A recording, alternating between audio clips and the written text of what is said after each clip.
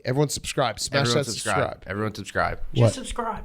So many people listen. Subscribe. Yeah, I know. Please, subscribe. There's someone listening right now who watches it and isn't subscribed. Yeah, that's crazy. You know what? Lead from the front. You're not subscribed? No, but I'm going to do it right now. This is crazy. Lead from the front. This is insane. Lead from the front. Here's what we're going to do. Definitely subscribe. On today's Part of My Take, football is all the way back. We're going to talk Lions Chiefs. What a win for the Lions. We are going to preview every single game for week 1. Fantasy Fuccbois are back. Our picks. An incredible interview with Dan Patrick, good friend of the show. Caught up with him. He's got a new book out right now. Go buy it. Support our friends. We also have a very special presentation from Jake Marsh on Obama possibly being gay. So we're going to cover everything. And then we finish up with Fyre Fest of the week. But before we get to all of that, I wanted to quickly bring up my good friends at Paramount Plus. Listen up, AWL's football season is almost here. It is here. And Paramount Plus is once again your home to stream the NFL on CBS all year long. Visit ParamountPlus.com/NFL right now to get an exclusive offer for Pardon My Take fans, 50% off the annual price for a whole year of Paramount Plus. That's just $2.50 a month to stream all the best games and craziest moments from every single live local NFL on CBS game this season. That includes the regular season through the playoffs. And remember, this year, Paramount Plus is your streaming destination for Super Bowl 58 as well. Paramount Plus also gets you an all-access pass to 24/7 NFL content all week long with CBS Sports HQ, Fantasy Football Today, NFL Slime Time, and more, all for just $250 a month. So add it all up, and it's hot seat corporate America, cool throne NFL fans, and your wallets. Stream Paramount Plus on any device at home or on the go and catch another action-packed, unpredictable season of the NFL on CBS. Streaming on Paramount Plus. Sign up at ParamountPlus.com/NFL for 50% off today. Offer ends 9/20. Annual plan only. Terms and conditions apply. Again, go right now. Stream Paramount Plus on any device at home or on the go and catch another action-packed, unpredictable season of the NFL on CBS. Streaming on Paramount Plus. Sign up at ParamountPlus.com/NFL for 50% off today. Offer ends 9/20. Annual plan only. Terms and conditions apply. Okay, let's go.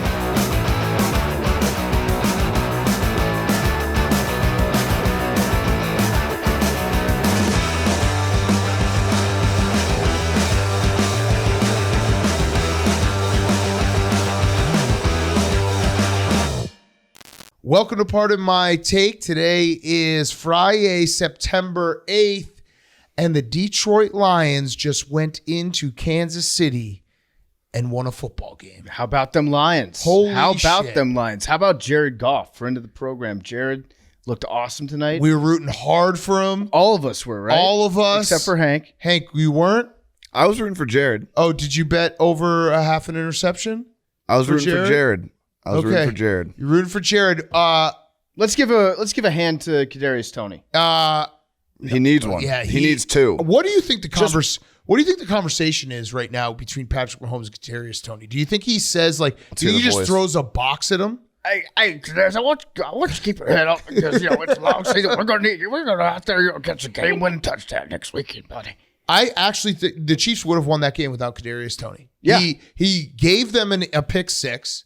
He then dropped that ball at the end of the game where it was just easily catchable. He dropped that, what was it, third down conversion when the guy ran across his face. He was god-awful. And listen, Chiefs fans, you've had a lot of great years. Your team's going to be fine. Your second and third best player didn't play in this game in Chris Jones and Travis Kelce. Turns out Travis Kelce, very important, and Chris Jones for that matter. This night, though, was about the Lions. And the Lions, like Dan Campbell coming into the game, nuts on the table, going for it on fourth down on their own 16-yard line, fake punt. I fucking love the guy. Yeah, he doesn't change. And you should know this about Dan Campbell, too. It's not like he hasn't done this before. If you're the Chiefs, you should have probably been prepared for that fake punt because Dan Campbell absolutely loves to do insane shit early in the games. And it worked out for him this time. The Lions offense looked pretty good in the first quarter until they snapped the ball into their own wide receiver's dick. Yeah, that kind of hurt them. And then at that point, they didn't really do much for the next, I don't know, like 2 quarters on offense. Jahmyr Gibbs did look good on the outside. Montgomery looks good on the inside. Jahmyr Gibbs, I think it's a rookie thing. So outside on the bench, you mean? Jahmyr Gibbs? Yeah. He wasn't in the game that much. But when he got the, what I'm saying is when he got the ball on the outside, he's got those fresh rookie legs. He's got to work a little bit on the vision. He treaded close to Trent Richardson territory, where there were a few gaps that he had that he just ran the opposite way. Yeah. So give the ball to Montgomery on the inside, give the ball to Gibbs on the outside for right now. But yeah, Dan Campbell, well-coached team. Very well coached. It was cool to see because obviously the Lions have been probably the most hyped team in the offseason. The way they finished last year, the fact that Dan Campbell is the man, and then to come in to Kansas City on banner night and back that up, it was fucking awesome. I'm happy for this. Has got to be one of the best Lions victories in the last 30 years. Yeah, it's huge. This is massive for them, and now it felt like they were gonna get into the territory where they get the moral victory. And then they can build off that. We almost beat the world champions, but no, you went into their house, you ate their lunch, and now you're going home and you're feeling good about yourself. So I got one thing that if you're a Chiefs fan listening to this right now, again, I think you're going to be fine because you have Patrick Mahomes. He is Superman, and you are going to get Travis Kelce back. Travis Kelce apparently was pleading to play, and they're like, no, we're trying to win a Super. What was they that? should have let him play. They should have let him play. I thought they were okay at the tight end position tonight. Yeah, no, they were. But Travis Kelce still is that guy who will, these big third down conversions. He's just always there. I actually think that they obviously need more help on the outside at wide receiver. But he can play everywhere. If they had one solid wide receiver and then the current tight ends that they had tonight, I think they might have won that game. Or just erase Kadarius Toney. Just if you take his body take him away, and just have someone run his routes, but never get the ball. Yeah, you win that game. Just use him as a decoy. But I have one thing that Chiefs fans need to be worried about. I got one too. It's one name, and his name's Matt Nagy. Okay, well, yeah, because that's kind of the same thing I was going after. Eric Bieniemy is no longer with the Chiefs, and Chiefs fans, you saw Matt Nagy in all his glory on that 3rd and 2 when they got so cute and they did a direct snap, I believe, to the tight end maybe. And a kind of end-around play where they took the ball out of Patrick Mahomes, the best football player in the world. They took the ball out of that guy's hands and got cute, and that was a Nagy special. I don't know if it was Nagy, though, because Andy Reid has been running those plays for years. No, Andy, but the one knock that we have, Reid guy. The one knock that we have on Andy Reid, he gets too cute with it. They got cute in the red zone earlier. No, they got was a cute Matt on Nagy an important play. He loves that play. But you're right, Big Cat. They don't have Eric Bieniemy. Is Patrick Mahomes a system quarterback? Was Eric Bieniemy the system? Do I now have the system? Have I collected you might the have system? the system. Is the system belong to me now? All your system belongs to us? No. I think it is. But that was a Matt Nagy play call, and the idiocy of taking the ball out of Patrick Mahomes' hands on a 3rd and 2 is mind-blowing. Yeah, it is. Mind-blowingly dumb. But again, I know that we play, backseat driver, Monday morning quarterback, but that's just a simple fact of I don't care what if that play even works, it's still a bad play call to be hey, we need a 3rd down conversion and Patrick Mahomes is our quarterback and we're going to not have him touch the ball. Patrick Mahomes had a great night running the ball too tonight. Yeah, and so I think my new thing is He's just so be, sneaky with it. I'm going to be like Patrick Mahomes, great scrambler, excellent runner of the ball, but he needs to learn how to stay in the pocket and be a true passer. Pete Prisco. Yeah, listen, I don't like this new age junk. Patrick Mahomes, obviously great athlete, but is he a good quarterback? I don't know. Yeah.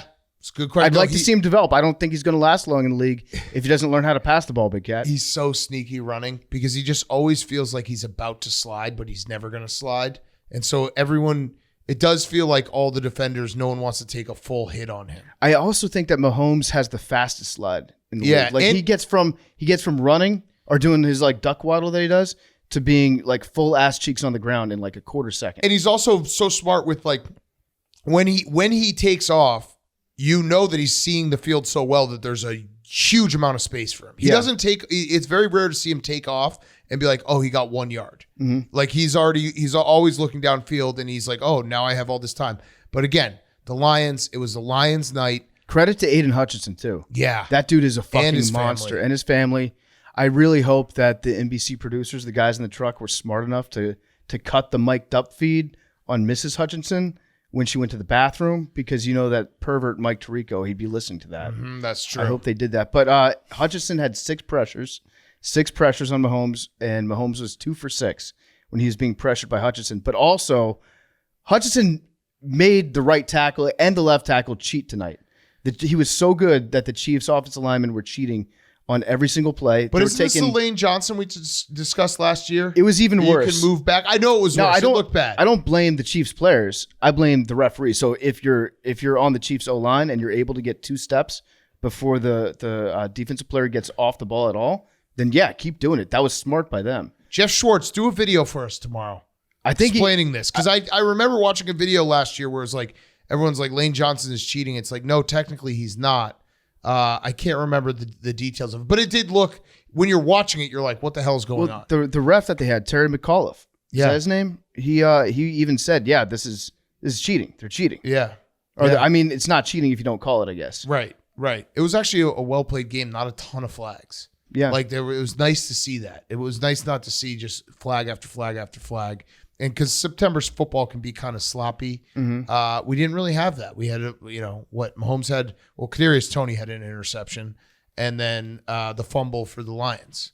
So great game. Great game by Jack Fox, too. I know you're listening right now, Jack. Yeah. Great punting. We sat back and we're just like, there's just no better feeling than watching the first game and being like, we have all the football in front of us. It was good.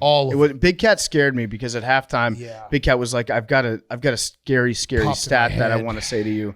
And I was like, don't say it, because I thought Big Cat was going to do the thing that I'm going to do now, but I'm going to use it as an example of what not to do. Yeah, I don't do this until at least like October. When you're like, we actually are so much closer to the season being over right now. No, I don't do that Which is a fucked up thing to say. I don't do it till like week 9. I thought 9. Big Cat was going to come at me with that, but instead he dropped the most depressing stat of all time on me. Do you want to say it? Yeah. I don't know why this popped in my head. It just did. I was just thinking about the Super Bowl. You know, when you're watching the first game, you're like, road to Super Bowl starts here. Get a little romantic about the whole thing. Football is like a guy's romance language. And I realized that this 2023-24 season is the last full season that PFT and I will watch in our 30s. So next, that sucks. 2025 so Super Bowl, we will both be 40. Now, the Barstool Sports main account posted this. This is our last full football season in our 30s. I was just doing the math, and I was like, wait. That's way more fucked up. It's so fucked up. It's true. The 2 Super Bowls from now are going to be 40. It's so fucked up. I mean, they got life. I don't even want. Oh, they have no timeouts. I don't know why it popped in my head. It's such a bro. Spike the ball. I was just thinking about us going all right, we got Super time. Bowl in 2 years. 10-yard out. I'm going to do so many drugs at the Super Bowl this year. Yeah, you might as well. All of them. In Vegas, all of them. Last Super Bowl in my 30s. It's our last full football season. I mean, like, when you turn 40, can you not do drugs anymore? No, you're not allowed to. Yeah, it's illegal. Like, the dealer just pulls up, asks for ID. And it hurt me more than it hurt you because there was a lot of people who were like, Big Cat's not 50.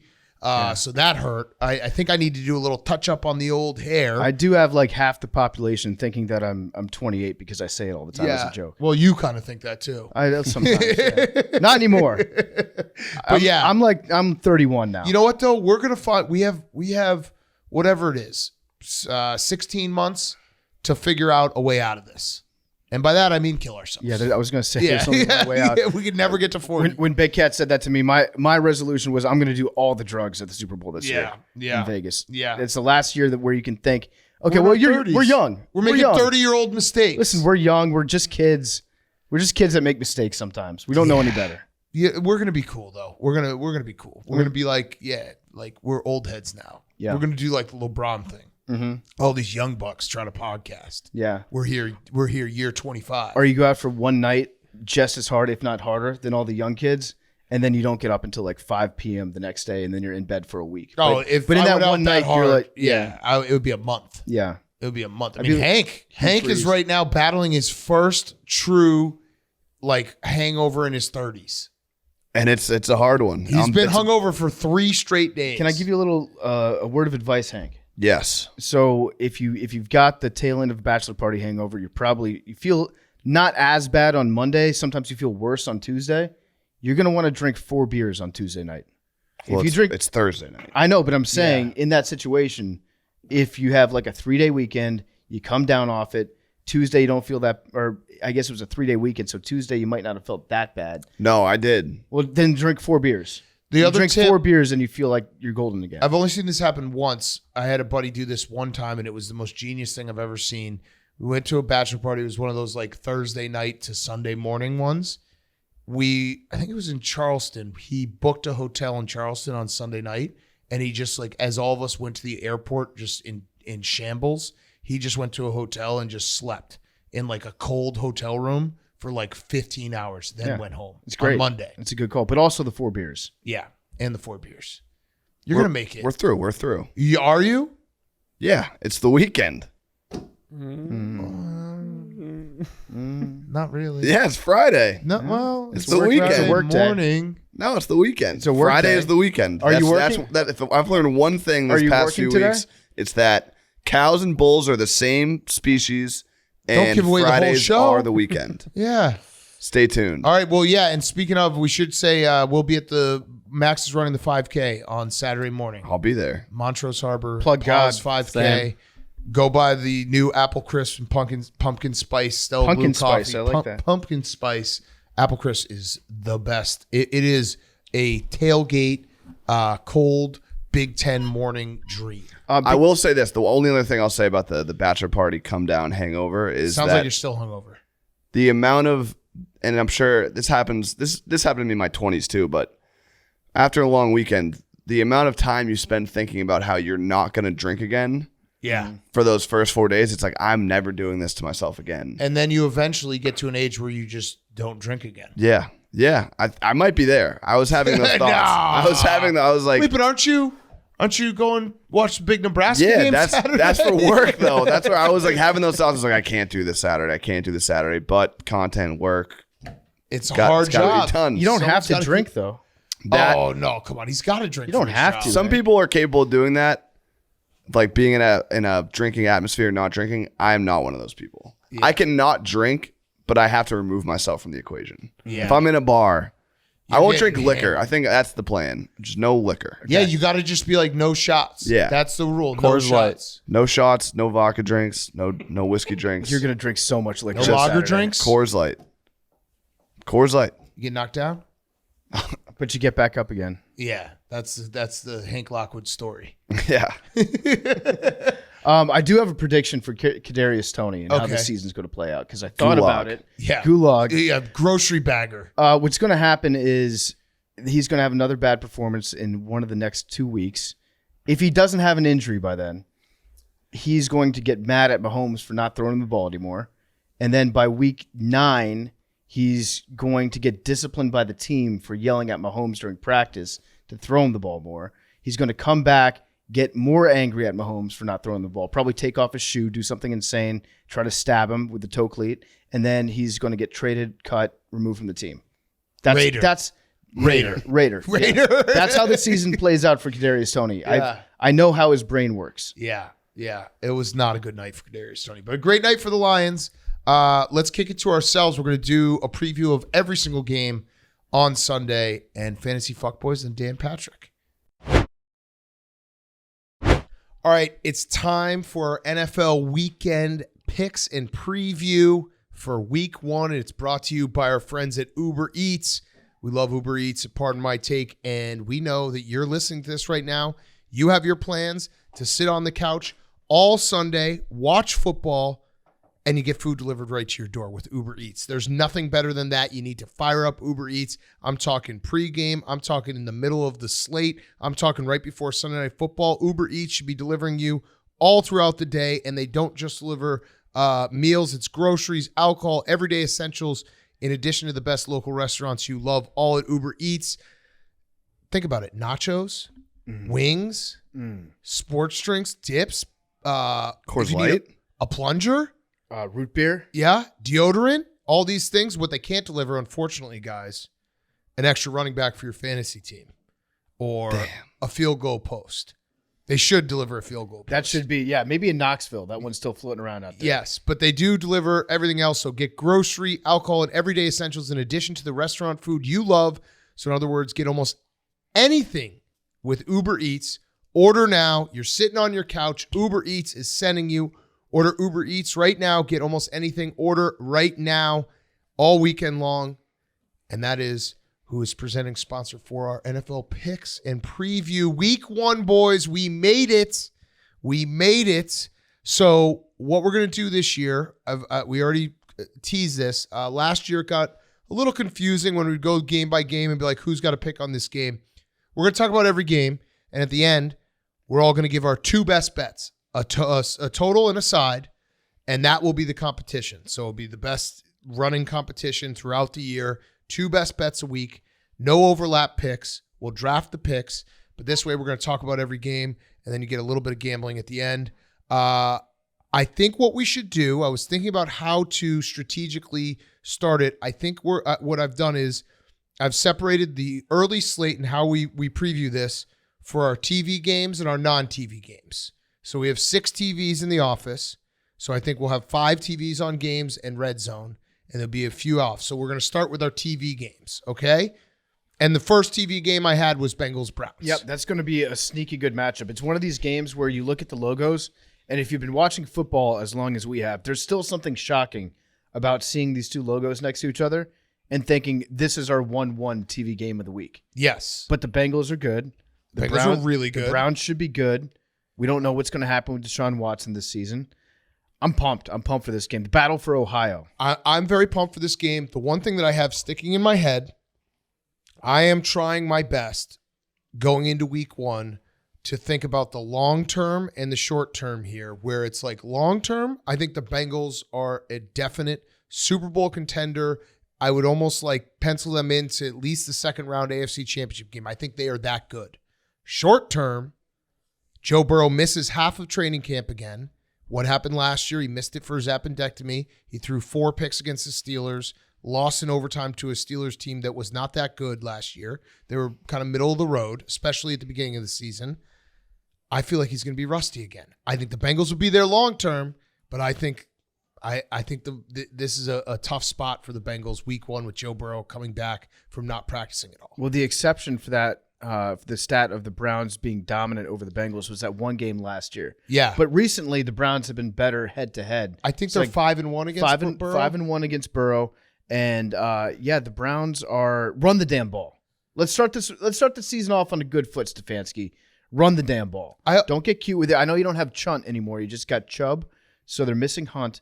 But just give the fucking ball to Nick Chubb and let him just run. I also, now this is, follow me along because this might get a little weird, but Deshaun Watson, everything off the field, I think he's the perfect quarterback for the Browns, and here's why. The Browns are very good. The Browns have a very good roster. Deshaun Watson, when he was playing for Texans, was a phenomenal top 5 quarterback in the league, right? But a lot of people don't want to talk about the Browns because of Deshaun Watson, so it tempers the Browns' hype.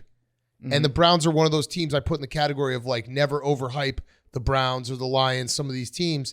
He might be the perfect quarterback where it's like they are really, really good. If Deshaun Watson plays well, they're going to be phenomenal, but we're not going to hype them too much because then we have to talk about Deshaun Watson. Well, you know who is talking about Deshaun Watson, who is an advocate for Deshaun Watson. Maybe his biggest fan this year, actually. Who?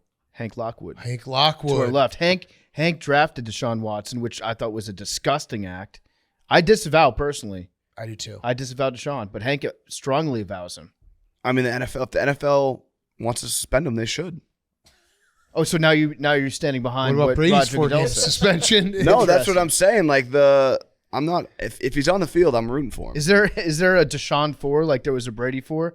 That would be a wild group. Danny Masterson? That would be a wild group. Yeah.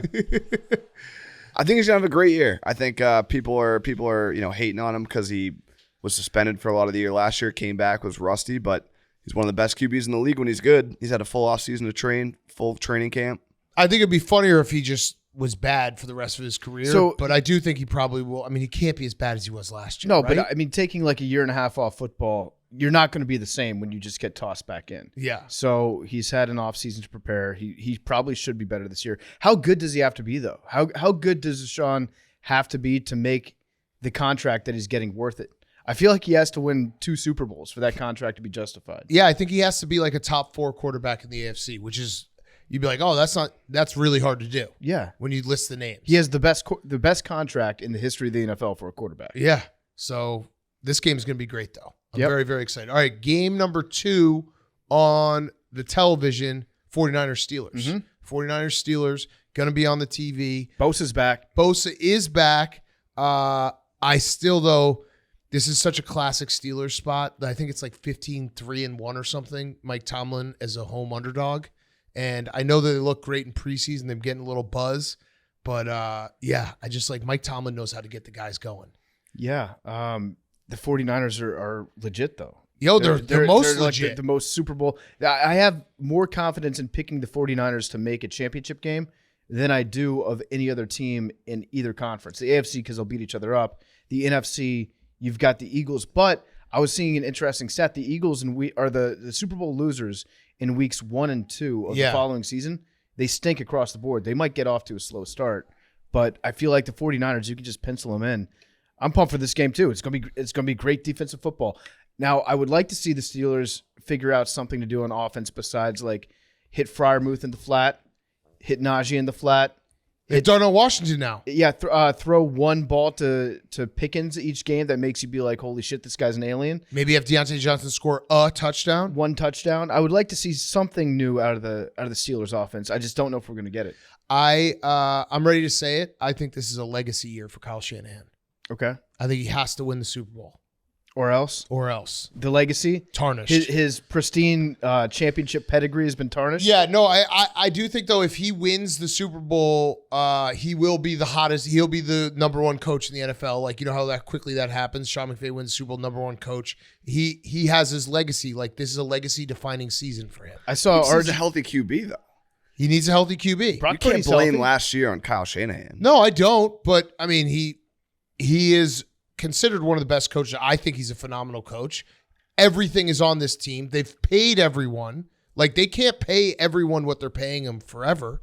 Everyone's gotten a new contract, hasn't they? Like Debo, Kittle, Bosa just got a contract. What about Warner? Is he getting paid yet? I think he got a contract. So, like, they basically have to do it with Brock Purdy because they're paying everyone else, which is a good strategy if Brock Purdy could be good. If Purdy looks bad, I'm going to start the bring in Phillip Rivers movement. Yeah. What's changed in the last 6 months? What did Phillip Rivers have 6 months ago that he doesn't have now that you would consider bringing him in on this team? Well, he Probably another kid. Another Another and child. all he had to do was step on the field for the Super Bowl. He would have to do a whole season. Yeah, if Purdy struggles, and I am officially a believer in Purdy.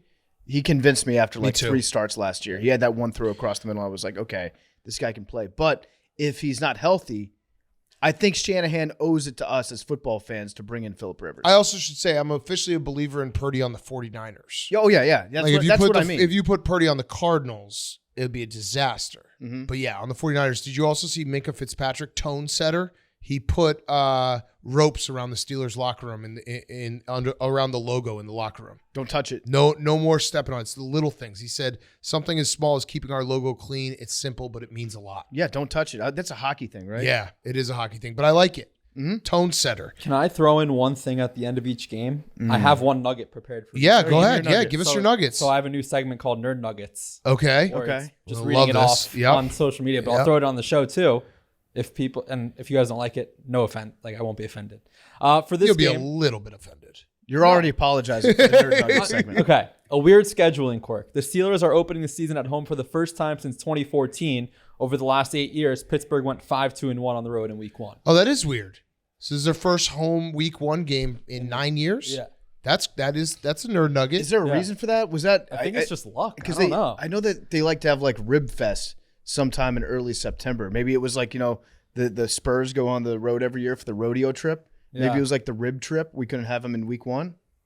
Yeah. I don't know. But it's a rare match. Steelers at home Week 1. Yeah. Okay. Game number 3 on the TVs. This is we have to do. This is bias pick. Commanders Cardinals. Yep. Commanders Cardinals will be on the TV. Wow. Okay. What, you're saying they won't? No. It's They the have start to be of on there. It's the start of an era. Hank. PFT, sell us on this game being on TV. Okay, I've got a great nerd nugget of my own. It's fucking half price hot dog day in saw Rowell that. John, Maryland. It's a new era. Full new price ownership, ad.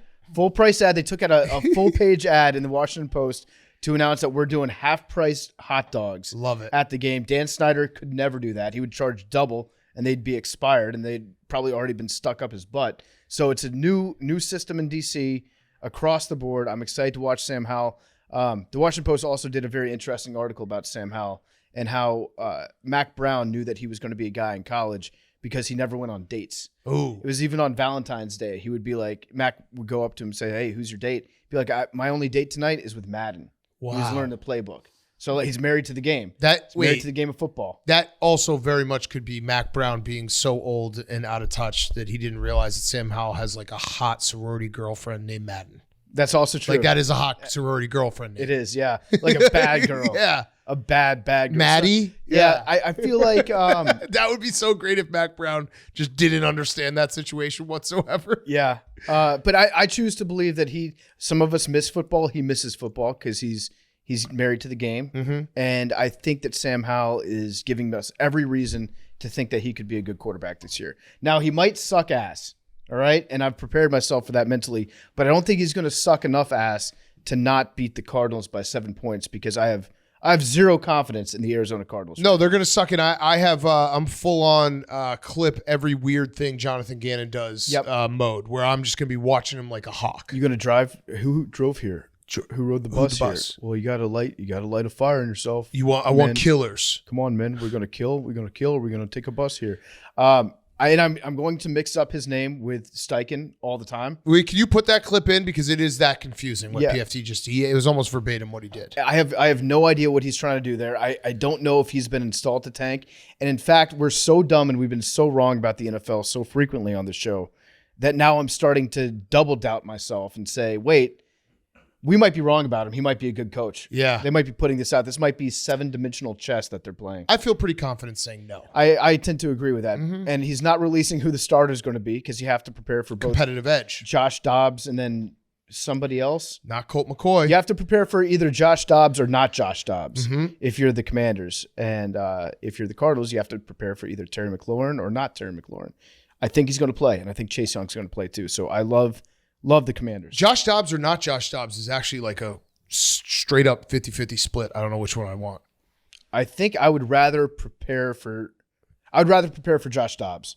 But not Josh Dobbs could literally be anyone. If it's not Josh Dobbs, then you're probably not going to get 7 interceptions.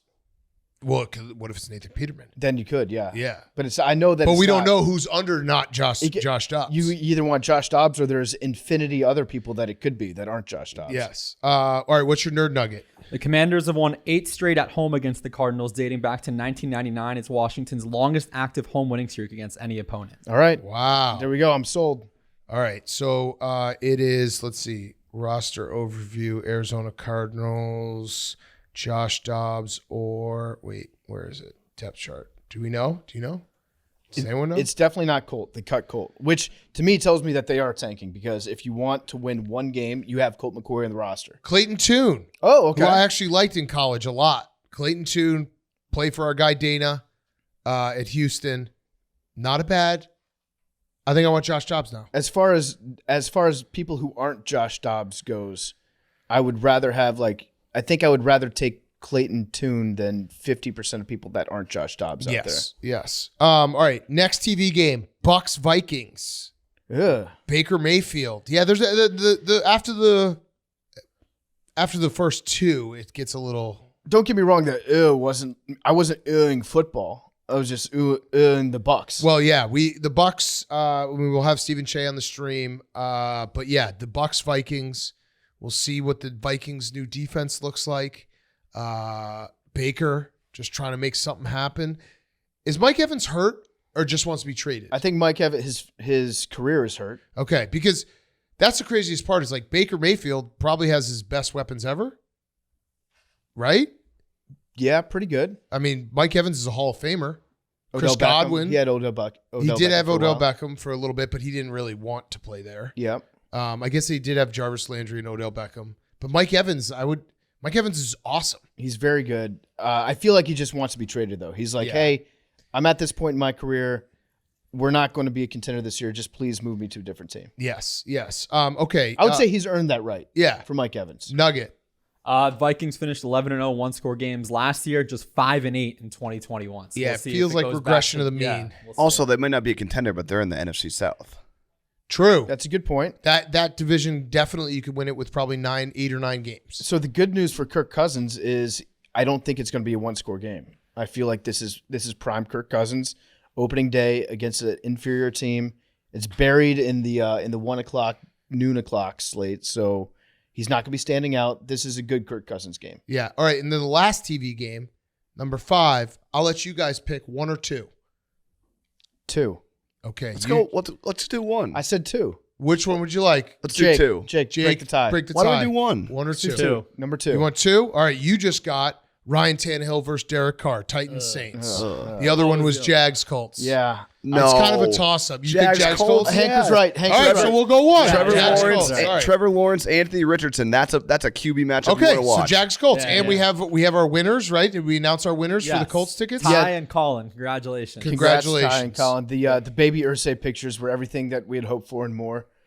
So you will be going to the game this weekend. We'll have to figure out something different to do next week because I feel like baby Irsay is a one-time thing. Yeah. We'll just keep doing babies. Yeah. I think Just we show have us your. some Well, time. that gets a little creepy. They're not home again until week 4, so we have some time. You're just asking Indianapolis people to send us their children. Yeah. Okay. This game, Jags Colts. I agree. Now I'll say this right now. Dennis Allen, who is an AWL, longtime listener, if you decide to start Jameis Winston, you will get on the TV. Absolutely. That's a fact. Yeah, we'll smash the Jameis. We'll break that glass in case of emergency. What's the stat in this one, Jake? Do you have the nerd nugget that says that the Colts haven't won in week 1 and since how many? 2013, which I've been reminding you guys all summer, which you are ignoring, right? Well, you Well, now told I'm us to paying ignore attention. everything. Well, you told me to. Yeah, but then you Tell told you. it back to us. Yeah. That and they're having a different week 1 starting quarterback for the 8th straight year, the Colts. That's pretty impressive. Andrew Luck, Scott Tolzien, Andrew Luck again, Jacoby Brissett, Phillip Rivers, Carson Wentz, Matt Ryan, Anthony Richardson. Wow. That's 8 a very, straight seasons. They're very one- depressing list. 113-1 against the spread since 2008. Week 1s. Anthony Richardson, though. Anthony Richardson, okay, your good. Heisman Trophy winner. Good point, Hank. But counterpoint, Rookie of the year. Jaguars minimum 13 wins. Yeah. Per Pete Disaster Prisco. if they don't get there. Oh man, if they don't win this one, it's It's going to be in tough to find so your way to much trouble. 13 wins if you lose week 1 to the Colts. Yeah, Trevor Lawrence is 4-14 straight up and 7-11 against the spread on the road. Okay, I know this sounds stupid about Trevor Lawrence, but I believe in these things. I think the demise of Dabo definitely affects Trevor Lawrence. It's like college rankings, like your diploma goes down. If Dabo starts to go into the dumpster, Trevor Lawrence now, it's like, well, what did he ever do? But counterpoint, doesn't it make Trevor Lawrence look better? He that overcame him? He was able to drag I can be Dabo convinced Swinney that to way. a natty. Yeah. I can be convinced. Okay. All right, so that We'll have sounds to like wait. we're going to play the results. We'll have to wait. Yeah. Yes. So post week 1. Sounds like we're right. We'll figure out which one of us was right because somebody on this show is. Well, no, we're both right because we're both believing in both at the same time. Yep. And whenever the results come out, we'll assign. Yeah, It's called the playing every storyline. side. That way I always come out on top. Yeah, it's predetermining storylines, and then we fit in the pieces at the end. I keep expecting Trevor Lawrence to just wow me and come out week 1 with slightly shorter hair. And then I could fully believe in him. Then I Yeah. could be like, this dude can win a Super Bowl. Yeah, but no, He won't. All right, other games: Panthers, Falcons. This game's going to probably stink, although I'm high on the Falcons. We didn't even mention that Arthur Smith created the Joker position for Cordarrelle Patterson. Yeah. That ruled. Arthur Smith felt a little testy there at the press conference. I like that. I want a little fire from him. Did you see what the new wrinkle that the Falcons are going to be unveiling in Mercedes-Benz Superdome is? No. They've got a security guard, but it's a dog. It's a robotic security guard dog named Benzie. Like the Boston Dynamics It's like the one? Boston Dynamics Yeah. dog. It's going to be patrolling the sidelines. I think they need to re-sign Michael Vick to take care of this thing because Yes. this thing is freaking me out. Nobody wants the weird robot security dogs. Bezos and Boston Dynamics have been pushing those weird fucking dogs on us for years. Yes. We don't want it. We don't want those dogs. No, thank you. But anyways, that's my fun. That's my man meat. as Like opposed it. to Jake's nerd nugget. Yeah, I think the Falcons are going to win this game. The last thing I had was, did you guys see? It was a very niche fantasy argument that I just gave me a little chuckle. An athletic writer did a big breakdown of the Falcons roster, and he said that Kyle Pitts is going to be 4th in targets this year. And everyone's like, what the fuck? 4th? How are you 4th in targets? And then he was like, well, I meant targets plus carries, which is a completely that's different different. thing. So does he also include, like, I guess, Bijan Robinson? Yeah, no, he had Tyler Algier as like 3rd and Kyle Pitts is 4th. And everyone's like, how the hell is this guy going to get more targets than Kyle Pitts? He's like, well, I was talking about carries too. He meant touches. Yes. Touches on the ball. Opportunities. I'm very interested to see what Arthur Smith does with Bijan Robinson. If you get a new toy at running back, Yeah. you drafted him very high. Are you just going to give him the ball 30 times in the first game? Why not? I would. Why not? Let's ride. All right, Titans. I do have a fun stat for this game. Yeah. Number 1 overall quarterbacks in their debuts are 0-13-1 straight up.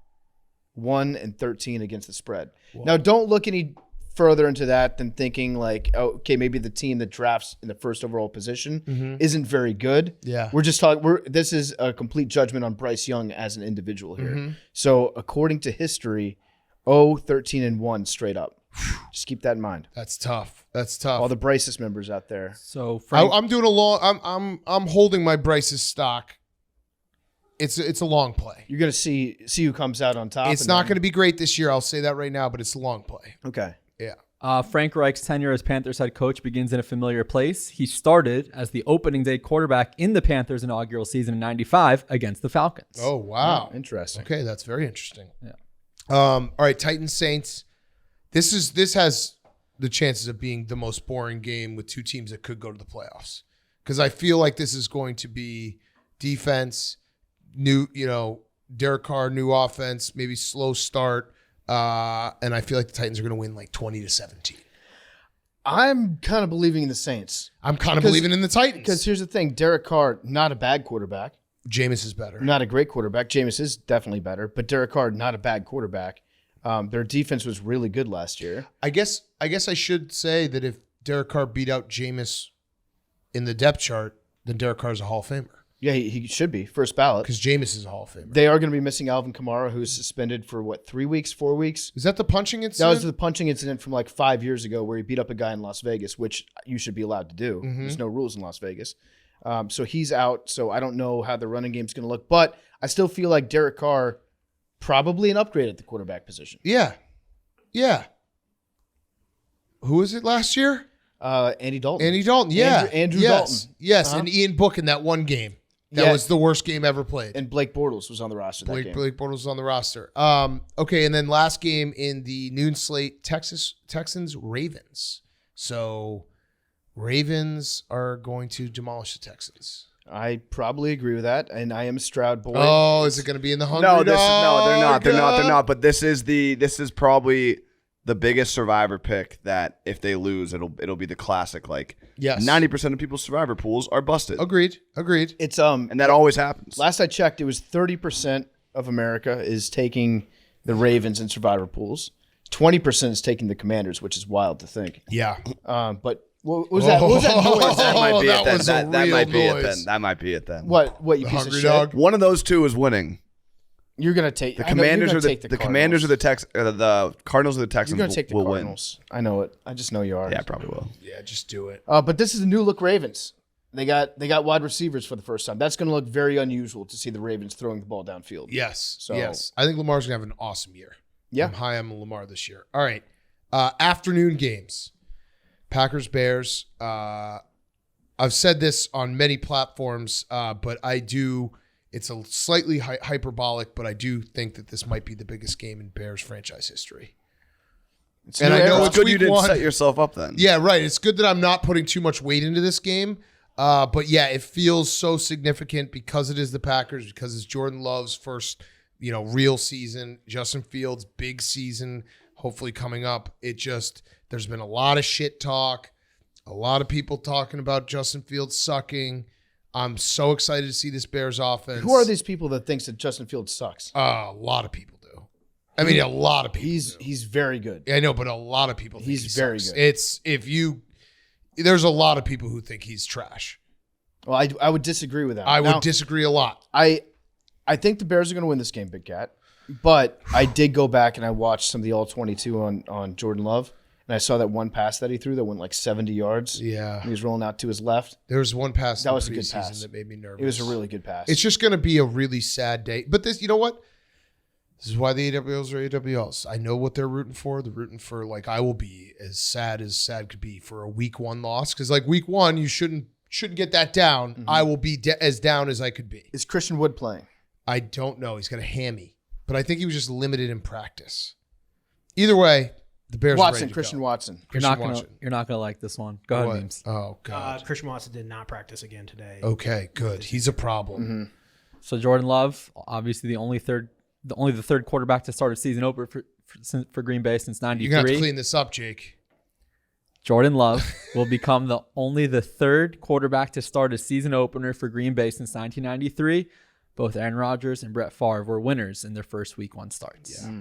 Well, You know Okay. what? Fuck teams like the Patriots, no disrespect, Hank, and the Packers. yes. That have gotten to enjoy, and for a while the Colts, who get to enjoy just decades of consistency at quarterback. This has been my argument about anyone out there who a Bears fan who's wavering at all on Justin Fields, Jordan Love, this whole dynamic. Just go all in. Blind faith. Go all in with Justin Fields and go all in saying that Jordan Love's going to suck. What's the worst thing that could happen?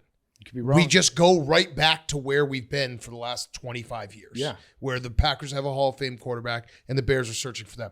If it's not as catastrophic of a situation if you've lived through it. Like, I know where, like, if I have to go back to this place, it'll be like going back to an old apartment, being like, oh yeah, I know where I know that this floorboard's a little weird. And I know, like, you got the toilet is a little, you got to hit it twice. Like, I know the place that I could end up in. So why not just believe that it's going to be different this time? Yeah, you should. Right. You Blind should. faith. You absolutely should. It's okay to love. Okay. Right. It's okay to go. Well, no. Oh yeah, it's okay to field. It's okay to yeah, field. It's okay to field field emotions. Field your Yes. your fieldings. Yes. And just lean into it. This is a rare chance that you have if you're a Bears fan. There's no chance that he sucks. He's not a sucky quarterback. He's Jordan Love? No, Fields. Oh, okay. All right. Yeah. He's not bad. He's really good. He did things that I've never seen a quarterback do last year. I think he's going to be better. He's going to have a better career than Trevor Lawrence. I'm going to stand by that commitment. Let's go. I said it for my balls one time last year, not for my brain. Feel it. But sometimes I'm fielding my fieldings right now, and it's coming from my balls. I saw someone say by the end of the season, Justin Fields would be the second best quarterback in the NFC. That's a good take to have because there's not a ton of quarterbacks in the Howell, NFC, yeah. but it feels good to say. Yeah. Okay, Raiders Broncos. I actually think the Broncos. So here's my theory. I don't think the Broncos are going to be very good overall. I think this game they're going to be very good because Sean Payton is going to call the best game of his life. And then when Russell Wilson eventually regresses, he can be like, look, you saw what I was able to do for a couple weeks here. So It's not my fault. I actually think that the Raiders are going to be a historically bad team this year. I think all the signs are pointing to the Raiders just completely imploding on themselves, and I'm going to really enjoy watching that. The curse of cutting Will Compton. That's what I say. Yeah, I like that. I like that a lot. Max Crosby is a Broncos killer. 11.5 sacks over his last 7 games against Denver. Wow. Okay. Jake, you know who else was a Broncos killer? Who? OJ. I think the weather's going to be in like the mid 80s, which doesn't really meet my usual formula, but it's like statistically a very profitable thing to back the Broncos in September at home. Yeah. Because it's hot and the altitude, it's very hard for teams to adjust to that. So just throw that out there. Yep. I also like interdivisional matchups in week 1. Oh, I love it. I really love that. love You get off to a hot start. I love it. Also, we should mention Carl Nassib retired. Yes. Shout out. Thanks for coming out, Carl Nassib. Yes. I have Thank a you. fun fact about Carl Nassib. Yeah, give it to us. Penn State. Penn State. Also, his dad was my dad's roommate in college. Wow. Whoa. Yeah, I knew. And his brother, Ryan Nassib, his brother, played with my brother. In high It's school. Syracuse. Does right? the sneaking out in the middle of the night and waking up in your roommate's bed thing, does that run the family? I I don't know how that relates. Well, does Carl Nassib being gay run in the family? In his family, Yeah. I don't think so. Okay. It's fine if it does. Yeah. We're a sex positive podcast. We always have been. Love is love. We have a presentation I know. coming later. Yeah. Fields about- is Fields. Yeah. Fields Obama. is Fields. Yeah. All right. Dolphins Chargers. Fun matchup. Yeah, very fun. Fun uniform matchup. This matchup to me screams points. It's points, and it's also, if you remember last year, the moment that the Dolphins season started to really crater was that Dolphins-Chargers game when it felt like the Chargers had figured out how to stop Mike McDaniel's offense, and they were jamming them at the line and not letting them have explosive plays. It also had, remember, was that the game that Tyreek Hill picked up the ball and ran for a touchdown? That was awesome. Yeah, because I think I had the over in that game, and I was like, oh, we're back, and it ended at like 17-10. Tyreek is going to look so fast against the C-words. The C-words are actually healthy right now, as we say every year in week one. Mm-hmm. They're finally healthy. They're a healthy team. I don't want to curse them, but I kind of believe in them in the first 4 games of this season. Ooh. Because that's usually, you can set your watch to it. That's when they usually have their first debilitating injury of the year to an impact player. They're healthy right now. I think I lasted exactly 0 games of the C-words and not betting on them. I'm going to bet on the C-words this week. I think this is a do you have any pride game for Mike McDaniel? What's that? That's What's Siri. She's an eavesdropping bitch. He's got 8 months to figure out this Chargers defense that kind of put him in a body bag last year. Yeah. So I think the Dolphins are going to come out explosives. Pew pew pew pew shots. Hot seat, Brandon Staley. Yeah. Officially on the hot seat before the season even starts. Because he's doing those weird yoga things. Yeah. Nice guy. We really actually enjoyed Brandon Staley on the show. We should have him back on. Mm-hmm. Actually, we should have him back on. He should come back on so that if the hot seat gets hot, you know that we'll be too big of pussies to actually put him on the hot seat. Correct. So do the right move, Brandon Staley. Come back on the show. That just goes for any coach. If you think you're about to lose your job, just come on the show and we will be cowards about it for at least a month. Mm-hmm. Like, Nathaniel Hackett got way too much. We were too nice. I mean, who's the one coach that we put on the hot seat more than any other coach in the NFL right now? On this show. Bill Belichick. Oh, We talk about I was Belichick. going to say Calipari. Calipari, yeah, but Yeah. also Bill Belichick. Yeah. And he's never been on the show. Yeah, so he's got to come on the show. Rams Seahawks. I actually think the Rams are going to be really, really bad. Okay. Yeah, I think they're in like a weird, almost tanking but not tanking situation. Cooper Kupp obviously out. Matthew Stafford, I feel like I don't know what to expect. We don't know what we're The gonna get injuries from have been weird. Stetson Bennett time, maybe. Yeah, they're resetting the whole deck, like the salary cap. They didn't go out and make like the crazy. I actually think, and quote me if I'm wrong, I believe that next year, come late April, the Los Angeles Rams will be selecting in the first round. That's incredible. Insane. Fuck them picks. Insane. So the first time they've had a first round pick, maybe a little, tankaroo, top 5 pick. So if they're trying lot to of tank, quarterbacks. I would imagine that they would not have Matt Stafford play this season. Yeah, well, he's going to start. He's going to start, but who knows? Will he finish? if things look bad, they might take him out. Also, do you know that guy Dove Kleinman, Yeah, the robot? the robot? Did you know that he reported inaccurately that Bill Kelly Belichick? Oh. Kelly Stafford's wife had cancer again, That's pretty fucked and then up. and then he deleted it and acted like it didn't happen? That's really fucked up. Yeah, Mike Fleur, you're off the hook I for killing Terry Bradshaw. I completely forgot about that. Yikes. That you can't delete that. You have to edit that. Yes. Like you can't just be like, whoops. Yeah. Nothing to You- see here. You just edit it and Dot, put, dot, dot, JK. put Yeah. does not. Yeah, Psych. does You not. just replied to your tweet with psych. All right, last afternoon game. It's a big one. Eagles Patriots. I can't believe we get Max versus Hank week 1. What a treat. Popcorn, kettle corn. Get your kettle corn ready, as everyone says. First, let's address the Bill Belichick rumors. Rumors. Would you like to? So, Hearsay. the Daily Mail reported that Bill Belichick and his longtime girlfriend have I broken don't even up. use his mail. And it Obama has it has Pat's executives are on edge. The report says there's a concern about what Linda might post about online after the breakup. The report also says it's been a drawn out back and forth breakup. Kind of feels dirty to be doing this reporting. Here's a question. Who's ever been in a breakup and hasn't been a little worried about what gets posted That's after a true. breakup? Good point. Good point, Hank. Probably a lot of people. And Bill Belichick doesn't use social media, so he can't fire back. And he's about to start the season, so she's probably mad. She's probably a Jets operative. Yeah, she's got all the ammo because she's the one that's on social media. She's got a good following. And he's just focused on the season. What would be the funniest? That's what their concern is. Okay, what would be the funniest thing to come out of her posting a screenshot or some sort of fetish that Bill Belichick has? That like has not Bill been reported? Belichick and Gronk. I guess he's got a girlfriend too. Like some type of boys trip Bill Belichick went on. Yeah, and Would did be what? hilarious. And did what? Partied. I think Maybe cheated. A foot fetish would be very funny. If you had to think for foot feet, fetish? if you love feet, like Micah Parsons. Yeah, that's why he loves Doug Flutie dropkick. Maybe a piss situation. What Oh, if yeah. why are we just like not understanding the obvious here? What if she just knows the playbook? Yeah. Like we're thinking about breakup stuff. What if she just knows Bill Belichick? What do you think Bill Belichick and his girlfriend talk about at dinner? Football. And the dog. She knows everything that Bill Belichick knows about football. The dog that Bill Belichick had drafting for the team that COVID year is her dog. Yeah, so it could be just So the Patriots might lose Football. their GM. yeah. Fuck. It's tough. It would make a lot of sense if her and Tom Brady had a thing. Tom moves out of town, goes down to Florida.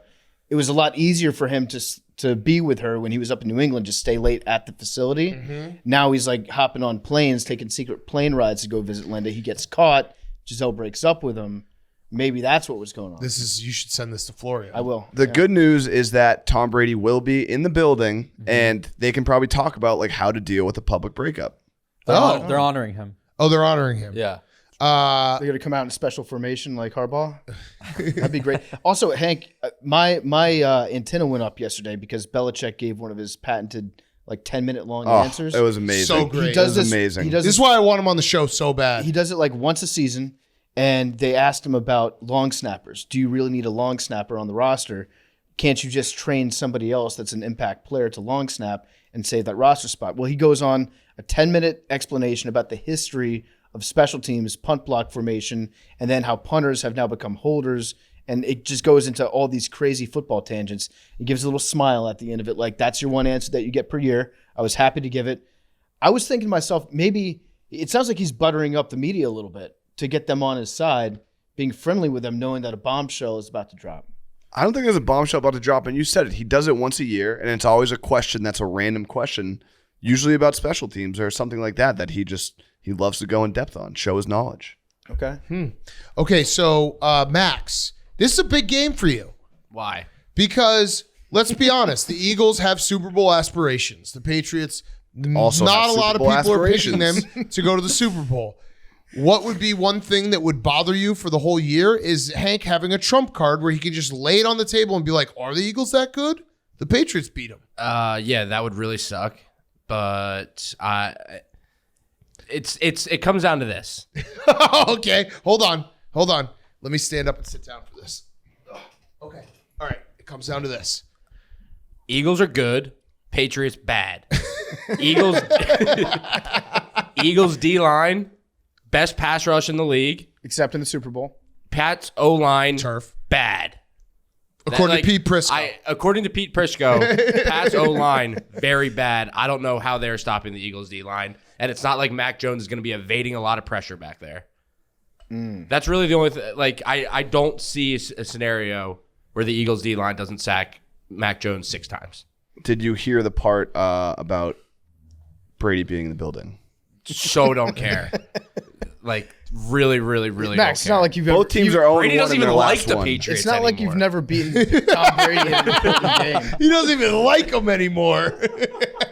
Also, luckily for Max, the Eagles have the most Week 1 victories since 2011 in the league. They've won 10 of their last 12 Week Wow. 1 games. They're hot. Are you nervous to start the Hank? season. I'm I mean, excited. There's more involved here. The whole week afterwards, one of you is going to get to shit talk the other. No. This is a win-win for Hank. How? Why? I mean, if they lose, he doesn't give a shit. The I do Pats give a suck. shit. What do you the mean? Pats The Pats fucking don't suck. Like he did this last year when the Pats started to suck. He just didn't care. He just became a Cowboys fan. That was gambling related, which has gotten twisted in an unbelievable way. I am more excited for this season than I have been in a while. Obviously, there's Why? so many years Yeah, where it's what? like we're gonna. You had Tom He Brady. told me the story on the golf What course. about I all couldn't the believe seasons it. you won Super Bowls? The regular season was nerve wracking, and it was literally just basically the preseason for the playoffs. It didn't matter what happened in the regular season. You knew you were going to the playoffs, and you knew you had to go at least to the AFC Championship, and the season was a disappointment. Even if they would win games, if they didn't win, in a blowout, people would still be shit talking them. We spent so much time on the show where the Patriots would squeak out a win. You guys would be like, well, they're not that good. They barely won. This year, no expectations. Everyone thinks they're going to suck. Everyone thinks the fucking Jets and the Dolphins are like two of the greatest NFL franchises of all time, and the Patriots get to play spoiler all year long. It's exciting. Who is Wait, good on the spoiler means Patriots? you're bad. We get to play spoiler. That means you're bad. But they're going to play spoiler. That means you're all season. eliminated. Playing and you're spoiler ruining week other one teams' is season. bad. You're No, gonna- he's saying that they're going to spoil themselves into the playoffs. Exactly. I think in the national media, I have high expectations for this team, but the national media, like jabronis like yourself, think they have no shot. You're And on the Jets exact and same Dolphins- podcast we're on. The Jets and Dolphins. I said like I yourself. think the Patriots aren't going to be bad. I just think they're their gonna be division good. is so fucking stacked that there's very thin margin for error for any team in the AFC East. But the Patriots operate as a team that's much better with less margin for error. The Jets and the Dolphins are just notoriously joke franchises. People are expecting them to like overcome all this stuff and ride into the playoffs. you really are a Cowboys fan. We're America's This is what- team. This is what a Notre Dame Cowboys fan would say. He said, and Duke. You said we're America's team. Our franchise is a real franchise. The other franchises are jokes. Hank is looking at the It's colors. true. You're looking at the colors and Yeah. saying, Could you ever see a franchise like the Tampa Bay Buccaneers winning a Super Bowl? No. Well, they're they a had joke.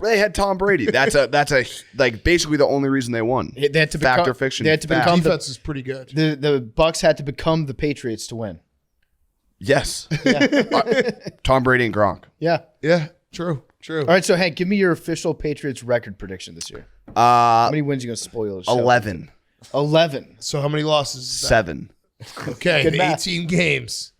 Good math, 6? Hank. 6. I thought they switched to 18. 18 weeks. Yeah. One bye. Yeah. Okay. Got it. All right, we're excited for this game. We'll be streaming this game. This will be going on during Bears Packers, so PFT will be sitting nice 1-0 at this time. Yep. I'm jealous of you. Number one in the NFC East. Yeah. I'm wearing a Brady jersey, nuclear missile on the Pats. Ooh. I'll be Nuke. wearing a new football guy shirt. Nice. Oh, yeah. Way to support Plug the team. God, yeah. Okay, Cowboys Giants last game Sunday. I don't know. I just don't. I know that everyone's like the Cowboys are so good. I know we talked about this Pete Prisco, but like Mike McCarthy's fat. Dak Prescott throws interceptions. You clearly didn't read the news this morning, Pig Cat. Oh no. Because the Dallas Cowboys have been training with Navy SEALs Oh this shit. offseason. But not Mike McCarthy. Not Mike McCarthy. No. So the Cowboys were training with SEALs. They had them lead like an off-site group meeting together. This is how Tiger Woods got hurt. It's the Tiger Woods example. Yeah. 100%. So they just wrote down on a big whiteboard, February 11th, 2024. Whoa. That's the day of the Super Bowl. Oh. Yeah, you probably couldn't figure that one Okay. out. But that's what they're thinking soupy. Soupy. I'm excited to see what Dable does in the second year. Like I think he was the best coach in the NFL last year. the one thing I have to be fair, if we're going to say that the Vikings could potentially regress the mean on their one-score wins, the Giants also did have a lot of those wins. Mm-hmm. They had a lot of weird wins where things kind of like the ball bounced their way in the fourth quarter. So sustainability, I don't know. I do think both teams are going to be very good, though. I think Giants.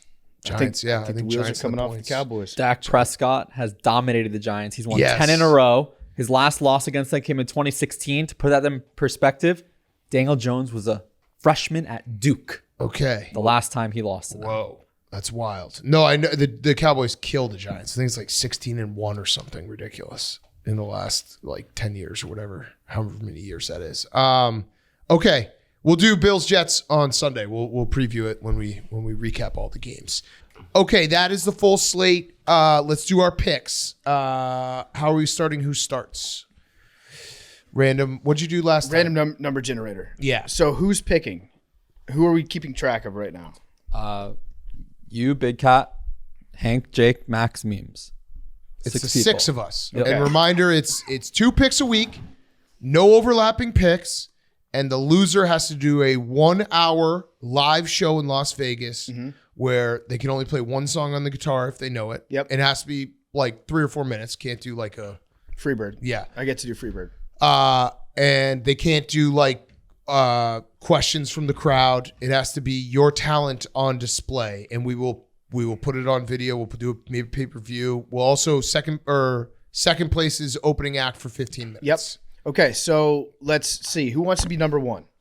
Me. Okay, so Hank, you're number 1, 2, 3, 4, 5. I'm number 6. I'm doing the random number generator. Okay. Generate 1. Let's go. God damn it. So Hank goes first. Yeah. You go second, PFT, or I go second? We go clockwise. Yeah. Okay. I go But you last get again. it's snake. So you get 2 picks in a row. Whatever. You get 2 picks in a row, Whatever. PFT. Whatever. All right, Hank, your best bet. Oh, is he gonna do it? Is he gonna do it? Do it, bitch. Do it. Do it. Do it to Do my it, face. bitch. Do it to my face. Do it, bitch. I want you to look me in the eye while you do it. Do it, you fucking bitch. I would, but it's a terrible pick, so I'm gonna take the Patriots +4.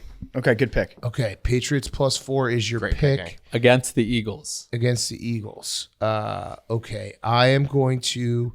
I have a problem this week, and my problem is I love every single underdog, literally every single underdog. Story of my life. It is a problem, and I know that that's a problem. I will go though with. I'll go with the Browns +2.5. Oh, Browns +2.5. That'll be my pick. Memes. they're gonna be so drunk in Cleveland. It's gonna be awesome. Going with the Seahawks -4.5. Okay. Okay. I see 5.5. I see 4.5. I was gonna go. That was gonna be 4.5. my pick, Big Cat. I told memes that ahead of time. You but- Browns? Yep. I stole your That- pick? Yep, that was gonna be my pick. Hell yes. But now I'm going Why'd to you be, tell memes your pick ahead of time? They tell each other everything. There are no secrets between these two correct. girls. I am going to go Steelers +2. Oh, okay. That was my secondary pick, Now I Max. see 2.5 for that. I don't know if these are moving quickly. I get 2.5 too. Great, give me the half. Give him the Trying to half. keep everyone honest. Max. Well, you weren't doing a good job when you said 5.5. Yeah, and then I It's refreshed. 4.5, yeah. Okay, I'm going to go with Sean Payton calling the game of his life, game of a lifetime. Okay. -3.5 Broncos against the Raiders. Okay. I like that too. Okay, PFT, you got 2 picks. All right, I'm taking commies.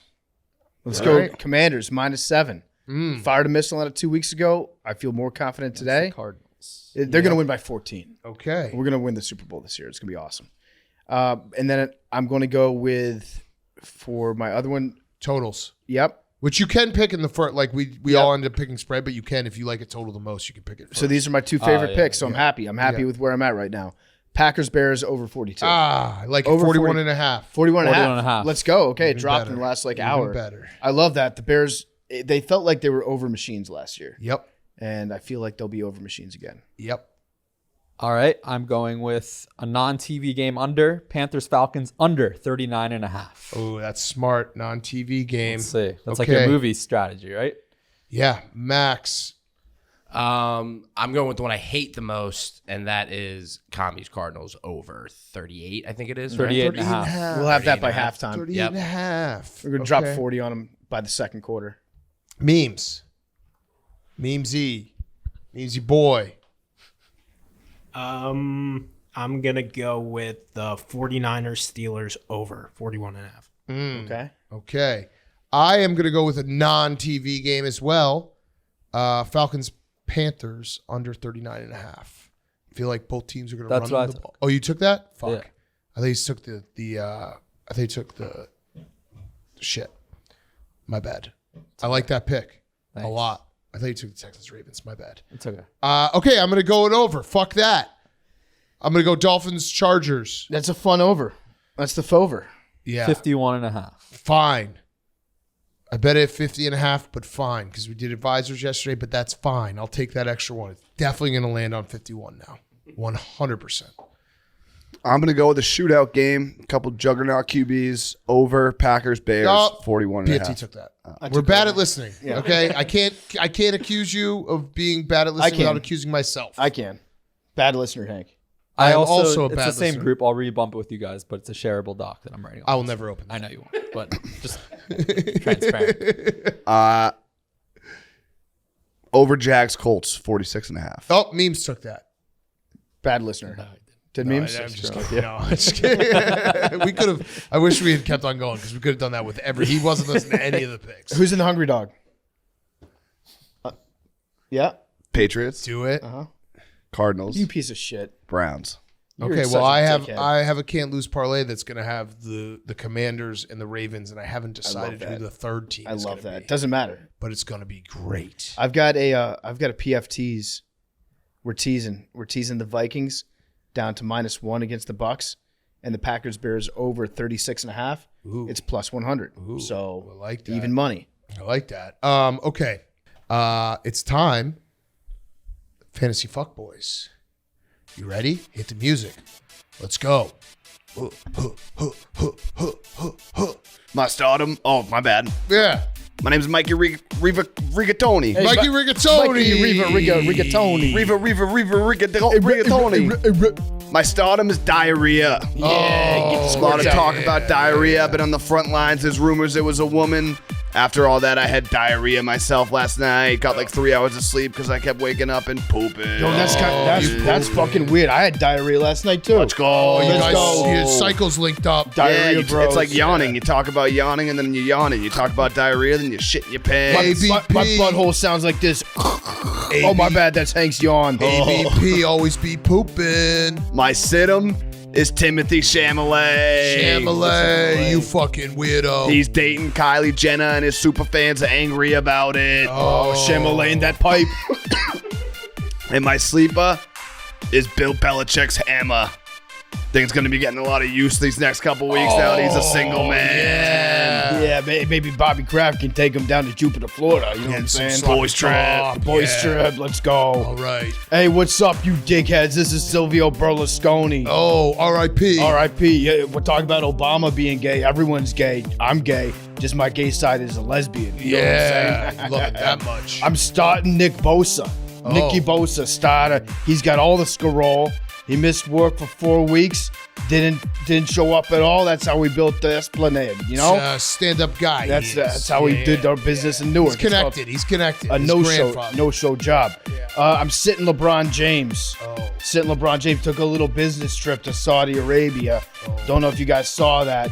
He met with Abdulaziz bin Saud Al Saud. He's friends with Rico. He's The Minister of Sport. He's the interior decorator for Saudi Arabia, but his place looked like shit, you know?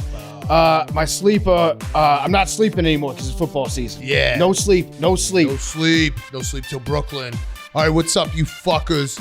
It's Bernino Tostino. What's up, BT? Yeah, BT in the house. My stardom, I actually confused the Bosa brothers, so I wrote down Joey Bosa, but he's not the one that got paid. Nicky, Joey. Joey, we Johnny, wet the beak. Nicky wets Paulie. the beak for Joey. So I fucked that up, but it's still preseason for me. My situm, love doesn't always win. We were talking about Jordan Love. He's not a winner. And how about Sophie Turner and Joe Jonas? How about them? I'll never believe in love again. I know exactly what happened with that story. So Little finger. I'm going to add a comment to that because I know exactly what you're talking about. Yeah, Joe yeah, bro. yeah. They broke up. Ring camera got her. She's Fugazi. broke. He's No up. ring camera got her. You always got to be worried about who's wiretapping who. That's unbelievable. There's a bug in here. His Gumar came over. It's both. No, her Gumar. Her Gumar. Her ring camera. Her Gumar. Her ring in his camera. house. Yeah, she was getting wined and dined in '69 while he was taking care of the kids back home. Oofed. She's broke. He's up. Marone. My sleeper is no sleep, just like PFT, but you do it with Stella Blue coffee. Yes. New flavors. Plug Pumpkin God. spice. Apple crisp. Apple crisp got PFT and Leroy on it as well. Go buy it right now. We got new flavors. 2 phones. Mwah. You One get for a the bitches and one for the blow. make a little cappuccino. Do go buy Cell Blue Coffee. CellBlueCoffee.com. We got 2 new flavors. They're delicious. The apple crisp is awesome. I had it this morning. Big Cat Special. Very good. Big Cat Special. 2 new flavors. Yeah, the Big Cat combo. It's coffee with a little bit of cream. Yeah, baby. Oh, I didn't see you there. Look at me. It's fall. It's football. It's the best time of year, and we have a huge announcement for StellaBlueCoffee.com. Hit me, memes. That's right. Pumpkin spice Stella Blue Coffee. Hit me again with the other one. In the cups, too. Pumpkin spice. It is PSL season. Everyone loves pumpkin spice. the first flavor we're releasing for StellaBlueCoffee.com. Go buy it right now. There's no better time than fall. You wake up, it's like a nice 50 degrees, you smell that air, you have the full slate of football, and then you have a PSL in your cup with pumpkin spice Stella Blue. But wait, there's more. Oh, hey PFT. Oh, hey Big Cat, how's it going? I didn't see There it is here. more. Yeah. Oh. Check this out, brand new from Stella Blue Coffee, Apple Crisp. This will make your whole house smell fantastic. The best flavor of coffee, just a hint of apple spice. Great way to wake up. Memes, hit me with the K-Cups. Hit him again. Great toss, Memes. That's right. And look, oh, who's that?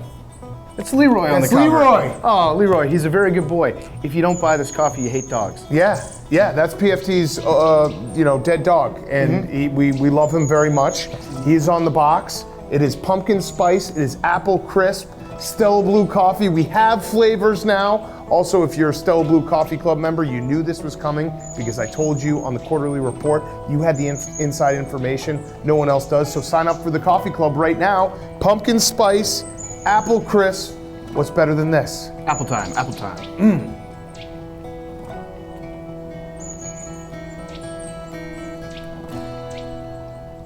All right, let's get to our interview. We have an awesome interview with Hold Dan on. Patrick. We didn't do.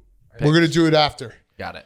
We're going to do it after. Awesome interview with Dan Patrick. Really good time catching up with him and his new book out, PFT. What do we got before we get to Dan Patrick? Yeah, listen up, AWLs. Football season is here.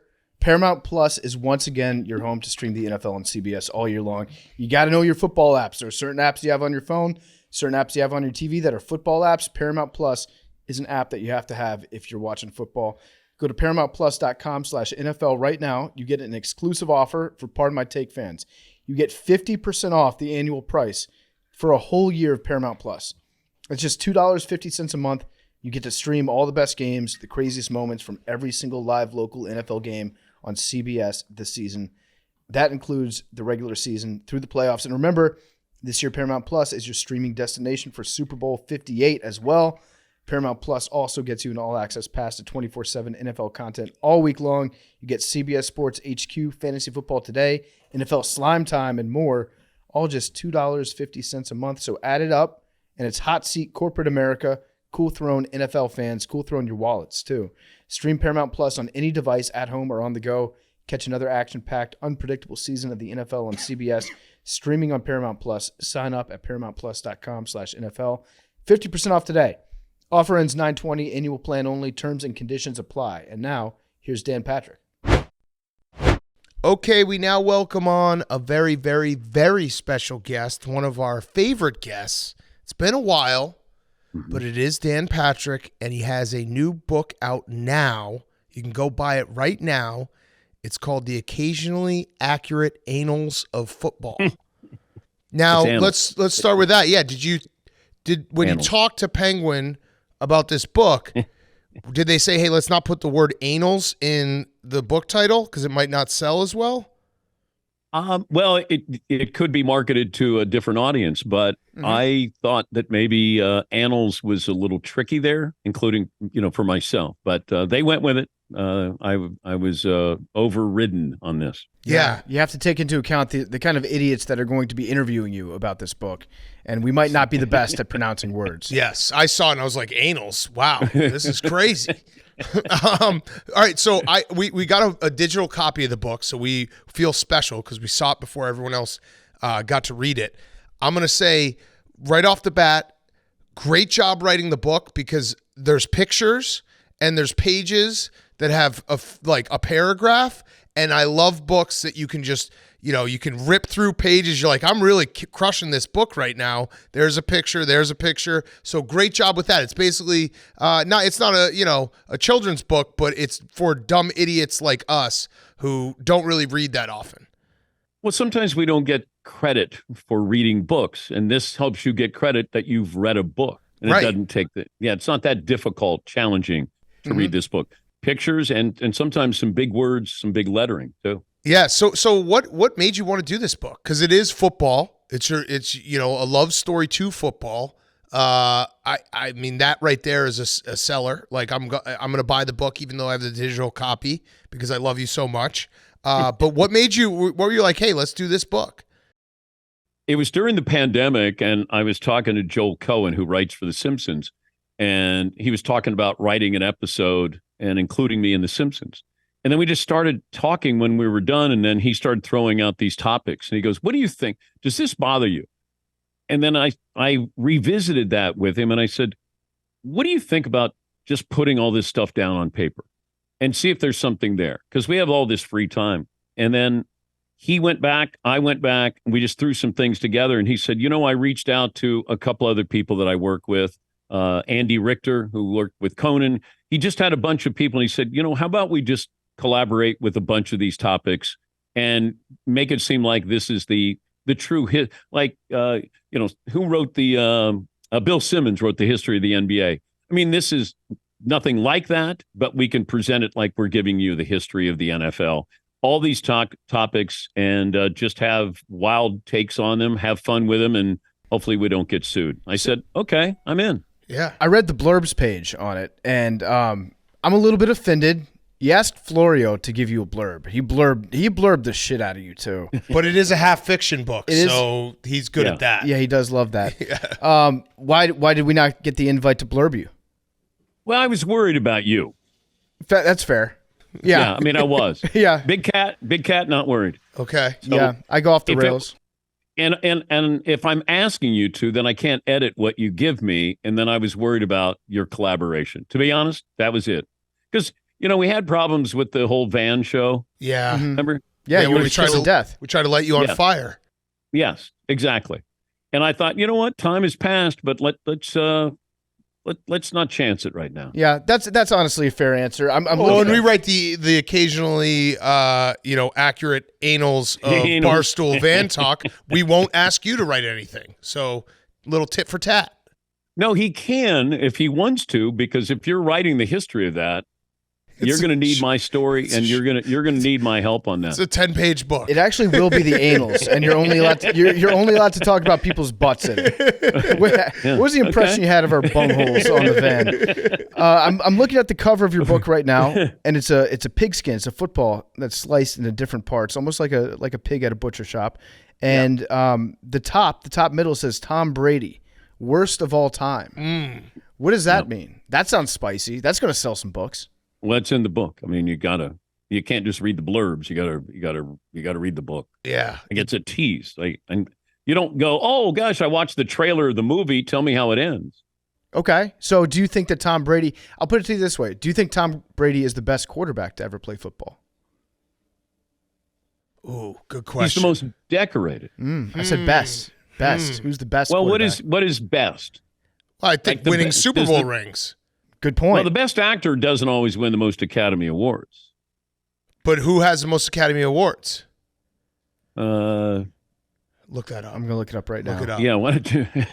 We've gotten ourselves in a hole here. Okay, so if you're saying, I understand what you're saying. You're saying that Tom Brady, by his, if you look at the tangibles, arm strength, speed, elusiveness, accuracy, might not be the best quarterback of all time. In fact, you could probably make the argument Patrick Mahomes might be the best quarterback of all time. If I'm looking at talent, it feels like Aaron Rodgers is always credited with being the most talented person to play the position. Does that make him the best? Or is it Brady because he won the most Super Bowls?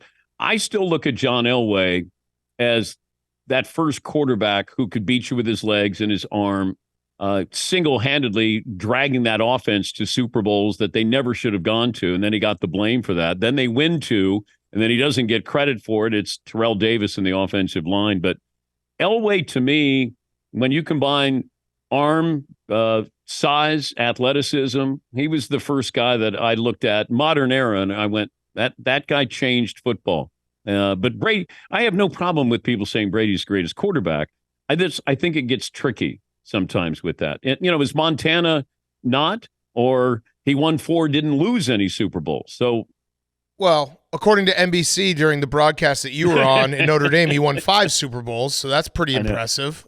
He did tell me that he gave his 4 kids each one of his Super Bowls.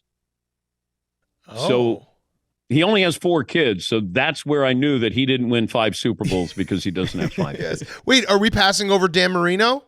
I mean, Dan I love Marino. Marino. You can make the cases like watching old Dan Marino clips and what he did. His arm talent is just out of this world. Marino changed the game.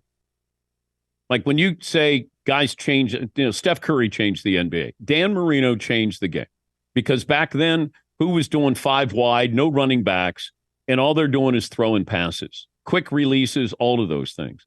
And Marino in today's game, like he'd approach 6,000 yards probably. Yeah. He'd throw for 50 touchdowns because that wasn't the difficulty for him. He was doing that before. And he's convincing Don Shula, a defensive-minded head coach, let me throw the ball as much as I want. I like this. Is talking ball. What's the spiciest take? Can you give us a tease of the spiciest take or another take that you have in this book that people can buy it and be like, oh, I'm going to buy it because I want to get to this point and be like, oh, I heard that on Pardon My Take.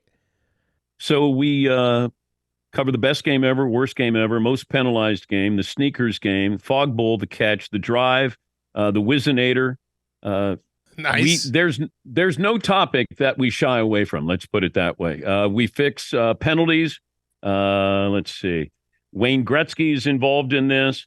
What you bring to a tailgate. We revisit the immaculate reception, the butt fumble. We talk about how bad Pat the Patriot was. The media's impact. I have everything. people who assess my talent as a broadcaster, pro and con. Okay. So we pretty much cover everything there. I like it. I like that. I like it. And to your point about Dan Marino, as great of a player as he is, even better interview. Mm-hmm. Just a rock solid guy to talk to. I don't know if you're familiar with this, Dan, but we had Dan Marino on the show at the Super Bowl right after you had him on. I think he left your set, came to the back of our van where we were doing the interview, and he looked at us like, "Who are these assholes that I'm about to talk to?" And I blame you for not softening him up enough for us because he was not happy to be stuck between me and Big Cat in the back of a van. But if you would have said, "Hey, could you kind of, ease this, Dan into us, say some nice things about it," I would have done that. Yeah, but it was like he went to your show and he had like a great New York strip, and then he came to our show and we gave him like $1 cheeseburger and maybe like a crack pipe, and he was like, how did I end up here? What life decision did I make that got me to this point? Yeah, it didn't go great, but that's okay. Interviews. What's your worst interview of all time besides Qualcomm? Oh yeah. Let me see. Qualcomm was legendary. Yeah. Matt Harvey. Yeah. He had no idea how to do an interview. And he's in New York and he's got a product to promote, Qualcomm. And he comes on and he, I guess, had just had surgery or needed surgery or something. And I said, hey, can we talk about that? And he goes, no, I'm just here to talk about Qualcomm. And I said, you got to be fucking kidding me. Don't you understand? This is quid pro quo. Like, give me something and then I'll let you talk about Qualcomm. And so that ended quickly. And then I guess, they kind of got together and said, you need to go back on there. So the next day he came on. And I think he sort of figured out what he was supposed to do. Tanya Harding didn't go well. Whitey Herzog did not go well. But sometimes that's good when they don't go well. Mm-hmm. It's still entertaining, which it sometimes it hurts, but it's content. And but yeah, Tanya Harding and Whitey Herzog were bad. There was a great interview I saw. It wasn't on your show, but it's somebody else that was interviewing Aaron Donald, and all he wanted to talk about was bath salts. He wanted to talk about Epsom salts the entire time, and he just kept tying everything back. He's like, "I'm not here to talk about the NFL or my career.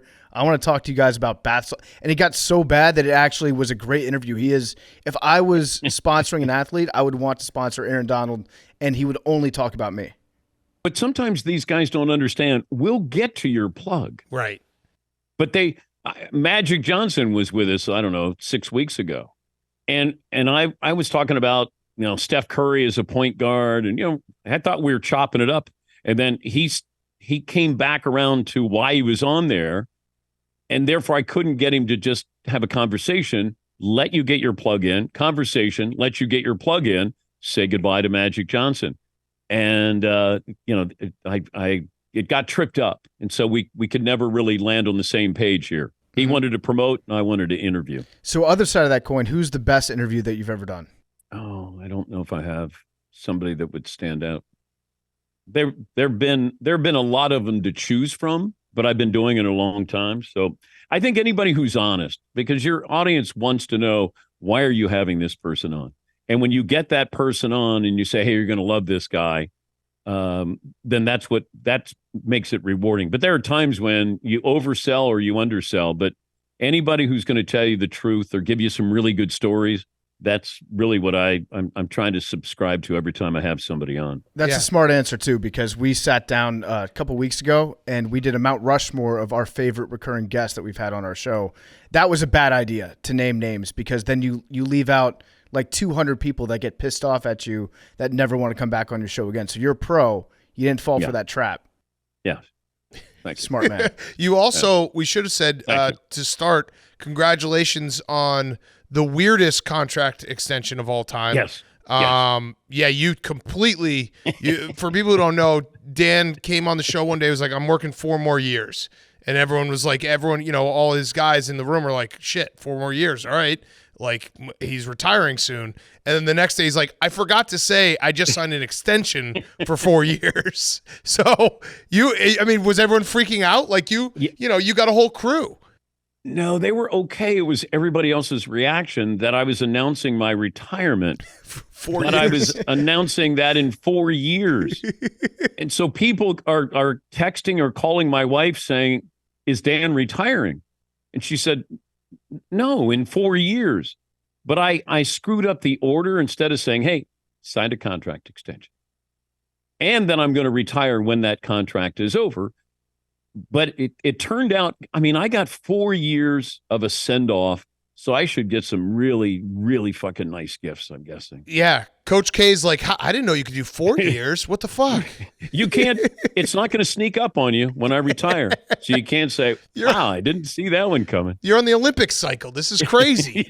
Wait, so are you actually going to retire, though? Because Yes. I'm very curious about this. We're young-er. But I do think, like, hey, is there a time when you can retire from this if you're truly addicted to what we do? And I am addicted to what we do. I enjoy it so much.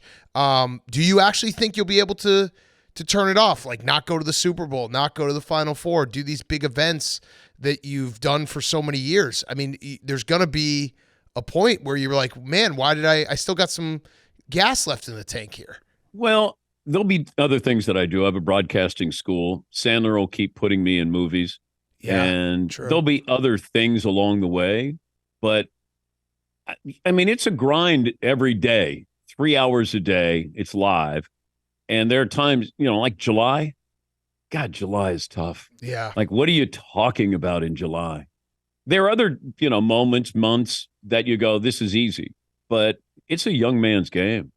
And I want to make sure I go out on what I would consider going out as myself, going out in style, not like just hanging on like, oh my God, look at that guy. Listen to, I feel bad for him. Yeah. And so I didn't want that to happen. But counterpoint, late Francesa was hilarious. No, but I don't want you to laugh at me. I want you to laugh with me. Okay. Yeah, there's a difference. Yeah. There's a difference in that. I just don't want to be like, come here and listen to that. That is sad right there. Yeah, falling asleep. Yeah. Yeah. I mean, that would be entertaining in a different way. I respect it. One of the best all-time clips in sports radio is Francesa reading Jacob deGrom's run support that he got for an entire year and just saying 2, 1, 2, it's like bingo, 3, and he just goes on for like a minute and a half saying numbers. That's great. People listen to it. Oh, but my favorite is still Al Albuquerque. Yeah. Yes. It's a fake name. Yes. When somebody called up and then Mike said, there's nobody named Al Albuquerque. And then I think later he goes, oh, you mean Albert Albuquerque. I don't want that to happen. Yeah. So I'm always interested to know from guys that do solo radio. Obviously you have the Danettes, so they provide a lot of content for you as well. But at the crux of it, your show is one man talking into a microphone for 3 hours. And you came from doing SportsCenter. where things, for the most part, they're scripted. There was some ad-libbing, and obviously you like to have a lot of fun with that. But then you transition to just sitting behind a mic, and it's constant Dan Patrick opinions for 3 hours nonstop. Did you sit down the first day, and after 30 minutes, you're like, what the fuck have I gotten myself into? Well, I think people who do radio or want to do radio go, oh, that's not difficult. All you do is talk. And then those people usually get 20 minutes in and they go, now what do I talk about? Or what else can we talk about? I think you have to be strategic in who you have on, what are your topics, and then it gets into a rhythm, gets into a flow. But when we were on SportsCenter, probably 11 o'clock SportsCenter, I'm going to guess 60% was ad lib, because you're ad libbing all the highlights. Stuff that's on camera, on prompter, obviously that's scripted. But I always loved radio. I thought that was the purest form where you can communicate. You could say something to somebody. They have to visualize something when they're listening to your voice. If I mention somebody's name, then you think of them. You let me into your car. Like, it's personal. It's intimate. Your voice, what it means to people. And I wasn't big into TV because it was a lot for very little. You'd spend 8 hours writing a show where you'd go on and you'd be on for an hour. And you could have a great show and then somebody say, how could you wear that tie? Or your hair looked terrible. Just stuff where you go, really? That's what it comes down to? But radio is different. It's just your voice and how it resonates with people. It's true. It's a good point. I mean, that's why even the one show we did on ESPN, I think we both realized quickly, like, this is different and not as fun as doing a podcast, because a podcast is similar to radio where we don't have a time limit. We can just talk for, if we find something funny and we just go down a rabbit hole, those are the best moments. And being able to have that free form where you can really dive into something, I think the audience loves. Well, that's what changed when I left ESPN, because I thought it was kind of formulaic that I was trying to be an ESPN radio host instead of just being myself. And when I left, and we were doing the first 3 years, we did the show in my attic, and I just said, we're going to talk about whatever we want to talk about, and not, well, you got to check the box, and then have this analyst on from the mothership. It was, I don't care what it is, because if we're into it, your audience will be into it. If you have fun with it, and that's what your audience, loyal, and they listen to you, so they'll invest in what you're talking about because you're interested. And I said to the Danettes, I said, I just want to have fun. I don't care if it's about movies or music or something embarrassing, or you have Joe Montana on. We're going to have fun every single day. And that to me is contagious. Nobody wants to listen to somebody bummed out in the morning or yelling and screaming in the morning.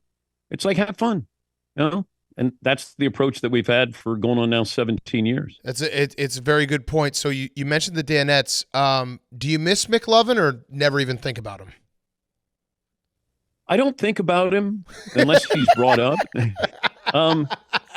That's gonna kill him. I mean, I love Pearl. I've become very good friends with him, but that's gonna hurt him. Well, I would tell him to his face that I don't miss him, but I don't want to miss him because I had to do a show. And Marvin took over for McLovin and gave us a whole different kind of feel to the show.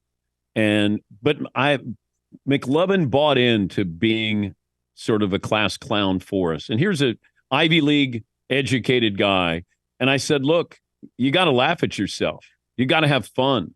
And that's hard to do because everybody has pride and an ego, and I'm asking you, if I'm going to make fun of myself and look silly or sound silly, you need to. If I'm going to make you wear an Alabama game jersey and nothing on underneath, walking around the streets of New York, then you have to be willing to do that. Or pie to the face, or whatever it might, or flinch ball. Like stupid things, but let's have fun with it. And he did that for the longest time. And then I think he wanted to be a radio host, or, he wanted to be a real journalist again, and I wasn't going to allow him to continue to do that. He is the best, though. Since we're talking about your career, what year was your best hair year? I'm going to say early to mid 90s. I thought I was Okay. crushing it. Yeah, that was because you do have phenomenal hair, and I just always wonder if someone like who has such great hair, do they look back and they're like, man, at this point I was throwing 99 on the black. Like that was it. That was my hair. It's like Pam Anderson running on the beach in Baywatch. Like she can look back and go, God, I had it on. I had it all. It's sort of me running on the beach in Baywatch with my hair. Yeah. Although PFT has made fun of me. Like, I think you showed me a picture. Go, are you proud of that? And then my hair looked really bad. I forget where we were. You go, are you proud of that? Yeah. I went, no. You've had great hair, but you've also had bad hair days. And you could tell which one it was. Like I always had the hypothesis when I was watching, because I used to tune into your show all the time as a kid. It was like religious for me. Every morning I would watch SportsCenter, then I would go to school. I would be 5 minutes late for class because I had to finish watching SportsCenter, then leave to go to elementary school.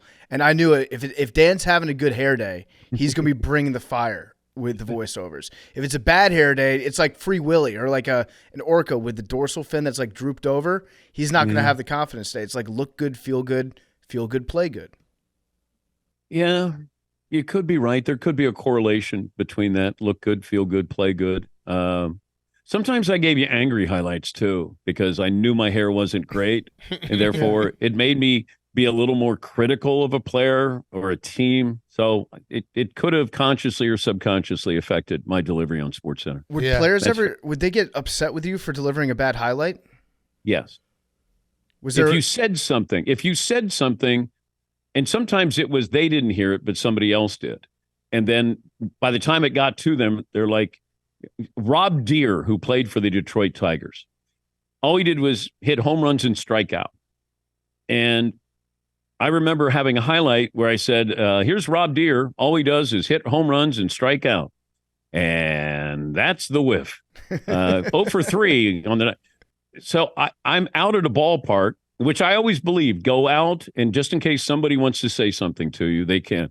And he came up to me, goes, why do you say all I do is strike out or hit home runs? I go, Rob, that's all you do. He goes, that's true, but you don't have to say that. And I go, you hit home runs and you strike out. You strike out a whole lot more than you hit home runs. But you have run-ins with people. You know, the whole Alex Rodriguez criticizing Derek Jeter's contract when he was on my show. And then he claimed that that we weren't really on the air, that he thought he was off the air with me, but he was criticizing Derek Jeter. Now, I don't even know that he's mad at me. We do the interview, and then this is a couple of years later, and we're in Dallas, and I said to my guys, I said, we should reach out, see if A-Rod wants to join us on the show. Call the PR guy. Said, oh, Alex loves you. I know that. Yeah, sure. And then he calls back. He says, Alex has a problem with you. And I go, okay, I'll just come over to the locker room. I get word that he's really got a problem with me because of this Derek Jeter thing. I didn't even know it. I go in the locker room, and you got, steroid row there with Canseco and some of the other players, Rafael Palmeiro. They're on the back of a couch, and they're looking as I walk in. A-Rod is at his locker with a guy, I think his name was Mike Lamb, and he's just talking to him and makes me wait probably 15 minutes. I'm just standing there. And then I thought he was going to punch me because he started yelling at me. And I said, Alex, it was on the record. It was on the record. And I had Rob Dibble with me at the time. I said, look, I said to Dibbs, if he hits me, he goes, I got your back. I'll take him out. So I got all of the guys from the Rangers, and they're waiting for, they think something's going to happen here. But that got close to go time, I think, for Alex. Damn. Was there any other time that an athlete got mad at you? Because it is true. It's weird. We always want the guests to be happy and to feel good about the interview, but sometimes it just doesn't work out that way. And it's like, well, you knew what you were getting into when you came on the show. But I don't do gotcha. Yeah. I try to be as professional, and if I do a gotcha, it's accidental. I'm not out there to get Alex Rodriguez, but as soon as he calls in, I said, hey, we're recording. And he goes, can you believe what they're going to pay, Derek? And I go, why? And he goes, he doesn't do anything better than me. Like, he just started going on and on and on. and we told him that we were recording. Yeah. And Lawrence Taylor threatened me one time. Oh, when that's bad. Yeah. Yeah, bad.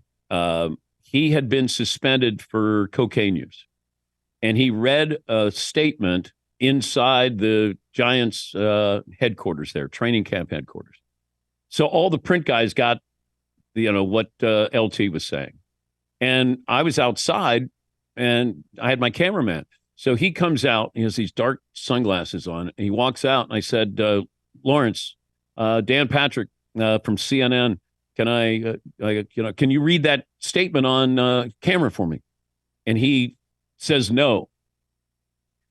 So I keep moving down the road with him, walking towards his dark blue Porsche. And then I go, LT, can you just read that on camera? I won't ask any questions. Read the statement on camera. Why don't you learn the whole story? I said, I know the story. I called your agent. I spoke to your agent. No, you didn't. I said, yes, I did. Now I turned to my cameraman. I still remember his name, Ricky Shine. I said, Ricky, if he hits me, keep rolling. And then he said, he goes a little bit further, walking to his car. And I said, LT, he said, don't you ask me one more time. And I could see the whites of his eyes through these sunglasses that were as dark as PFTs. Mm-hmm. And I go, holy shit, I'm in trouble. Yeah. So he turns and then gives me this look, side eye, and I go, oh my God, now I know what it's like to be Joe Theismann. And he gets into his Porsche, peels off. Peter King is working for New York Newsday. He runs out. He goes, what happened? What happened? And I told him the story. And he goes, okay, that's awesome. And then I think Peter wrote about it, didn't get the interview, but I truly thought LT was going to take me out that day. Damn. Yeah, there was a time we interviewed LT and Hank had to tell him, like, hey, you have to hold the microphone closer to your mouth when you talk. And LT gave that same look to Hank, like, I will kill you, Hank. Yeah. And Hank was like, shut fair the enough. fuck up. Fair Yeah. enough. Yeah, I love, he was the original shut the fuck up Hank guy. Yeah. I am curious to know, though, when you're doing an interview and you feel like your guest is getting into gotcha territory on their own, not that you're setting them up, but you can feel they're saying something inflammatory, something that they'll probably regret saying after the interview's over. Do you try to rescue them? Do you try to allow them, like, follow up and try to add a little bit of nuance to what they say? Or you, as far as you're concerned, it's like, you said it, let's keep this going? Well, I still have to do my job. And it's a fair question to ask, but my job is still content and the people are listening or tuning in. But there are times when we had Tracy Morgan on promoting a new special when we were in Ireland, and Will Ferrell was there and they're friends, and Tracy was just talking about, his house and, his daughter wants to be a marine biologist, and I got a pool and it's got sharks in it. And then he was like, do you want to know what I feed my sharks? Do you want to know what I feed my sharks? I'm going to Puerto Ricans. And I go, no, you can't say that. He goes, yeah, they gave me the joke. And I'm going, so he just said it in a way. And then I went, oh my God, am I going to get crushed for, letting him say that? But I tried to get him to back it, but he's a comedian. So it was out there, it was done. And sometimes there's a point of no return where you go, all right, next topic. Yeah. And then move on. Comedians do get a different set of rules. Yeah, we try not to do gotcha as well on this show just because we want people to have fun. We also play this fun game called We Read a Headline. If you want to play that with us. All right, so I'm just going to read a headline, then you comment. By the way, I don't know if you saw this. I don't know if the clip went viral, as the kids like to say, but Will Ferrell had his prosthetic testicles from Step Brothers that he hits on John C. Reilly's drum kit. Yeah. He brought those to Dublin and he had them in a box. $10,000 it took to make these prosthetic testicles and lifelike. So I pull it out of the box and I show it on the air. And the fact that Will traveled to Dublin with these in his bag, and I thought, now I didn't know if I could show those on the air, but I thought, I'm going to take a chance just in case. I'd rather beg for forgiveness there than ask for permission. But I did not realize, those were lifelike testicles that he had, that he has a box in it that just says testicles from stepbrother. Wait, did you get yelled at? No one said anything yet. Okay. No one. But I don't know I don't know what you can show. The body is a beautiful thing. So I just thought. Female Balls. body. Yeah, balls are not beautiful. The male body is hideous. It really is. Like, God bless Balls women. are gross when you think about it. I can't believe women allow us to climb on top of them. It is bad. Like when you think about it. Yeah. Yeah, it's gross. But don't women always say, don't send me, a dick pic? They don't say it to me, but I'm just, they don't want to see that. Yeah. Well, there's a great group of guys on the internet who I'd love to interview who just send unsolicited dick pics to porn stars, being like, this is going to work. She'll see my cock and be like, yeah, it's on. Let's go. I want to date you. I know what to do with that. I know where that goes. Yeah. But you could get a true assessment, though, of yourself if you're going to ask a porn star. Yeah, I would that's rather true. not know. Yeah, I don't want to get rated there. That's definitely they just thumbs down it and just be like, next. All right, so we read a headline, and you comment on it. The headline is Dan Patrick unloads on Joe Biden for not caring about U.S. citizens. Thoughts? And what do I do? Well, why'd you say that? Oh, is that the lieutenant governor No, it just in says- Texas? It says Dan Dan Patrick Patrick. unloads on Yeah. Joe Biden for not caring about U.S. The game is very simple. We read a headline. I know, but I get blamed for a lot of the things that this guy in Texas says. Yeah, Somebody said, what do you have against the elderly? A friend of mine, I went to dinner, and he stopped by, and he goes, what do you have against the elderly? And I go, what are you talking about?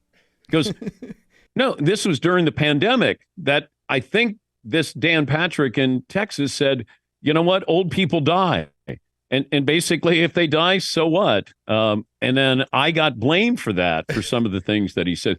We don't align politically, and so he had some things to say that I've had to apologize for. You should start just publicly walking back things that he says. Just reverse headlining him. Just like Dan Patrick takes back everything he I said. shouldn't have said that. Just put him in a box. I like it. Yeah, what do you have against the elderly? Nothing. Yeah, you said they die. I did not. That is I a do sports factual. show. That's a fact. Dan, do elderly people die? They do, but Okay. I do care when they die. That's the difference. It Got didn't it. sound. He was basically saying, "Hey, out with the old, in with the new." Yeah. Yeah. It's probably a little bit easier now that you don't show up as the first verified check mark on Twitter when you search for a Dan Patrick on Twitter. Good. Because of the blue check marks going everywhere now. But I would imagine that 4 or 5 years ago, every time he would say something, people would just flock to your page and be like, Yes. "What's going on here?" Yeah. Kat, how's being a father? It's the best. I'm in the shit though. I got a 4-year-old, 2-year-old, and 3-month-old. So it's chaos at all times. Yeah. And we had 4 under 7. That's crazy. That's insane. I don't. I was working second shift at ESPN at the time. That's 4 under 7. 4 is insane. 4. 3 feels insane. 4, I feel like you become. Like when someone gets a couple cats and they're just a cat person. When you get to 4 or 5 kids, you're just a kid person. That's all you do. Well, how many cats do you become a cat person? 3. I think it's 3. It's 3. You can Yeah. have 2 cats because you get the first cat, kind of weird. Then you get the second cat because your cat needs a friend. And then you get a third cat, and all bets are off. There also is an asterisk. You can be a cat person if you have 2 cats and the majority of your furniture is you bought for your cats. You know those people where you walk in and there's the pole They and have everything. like a walkway that goes across the living room. Yeah, Keith Hernandez is a cat person. Yes. Yeah. Yeah. I know somebody in the family tree. They at last count had 22 cats. Oh my God. That's disturbing. That's crazy. All right, so wait, you asked me about my kids. I want to ask you a real question about balancing, being a dad and doing your job. Were there moments that you look back and you're like, man, maybe I shouldn't have worked so hard? Because I struggle with that. Oh, absolutely. I was selfish. Absolutely. Yeah. I thought I had to be, because ESPN back then was really, really competitive.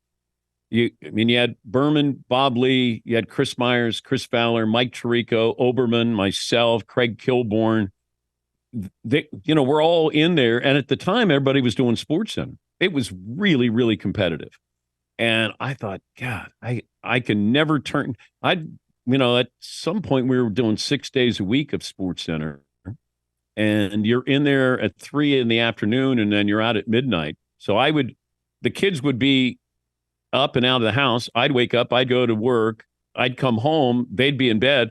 So for like 5 days, I didn't see them. Right. So I didn't raise them. My wife did. But there were times when you're like, you're trying to cram everything together in one afternoon where you're like, I'm going to make up for being the shittiest dad, and I'm going to do it in like 3 hours. What do you want to do, kids? And they're like, nothing. We don't need to. It's tough. I've found a good balance in that the fact that like when I'm home, I'm home. You know what I mean? Like, and it's like stuff like Sundays we work from noon till 2 a.m. But Sunday mornings, like, until I have to leave for work, it's like, let's do stuff. Let's be together and do that stuff. But yeah, I definitely like think about it a lot, being like, man, am I making a mistake? But how many daughters do you have? One daughter. Okay. She's my favorite. Yes. Yes. There's nothing wrong with having a favorite. Yeah, no, I don't buy it when people say they don't have a favorite. It's like that's just not. And now the rankings, it's like the AP poll. It goes up and down week to week. Does. Like it's we get the voting going in. It depends on how everyone's been doing. So it definitely changes. But yes, there's always a favorite at a certain point. But your daughter, these are tricky relationships.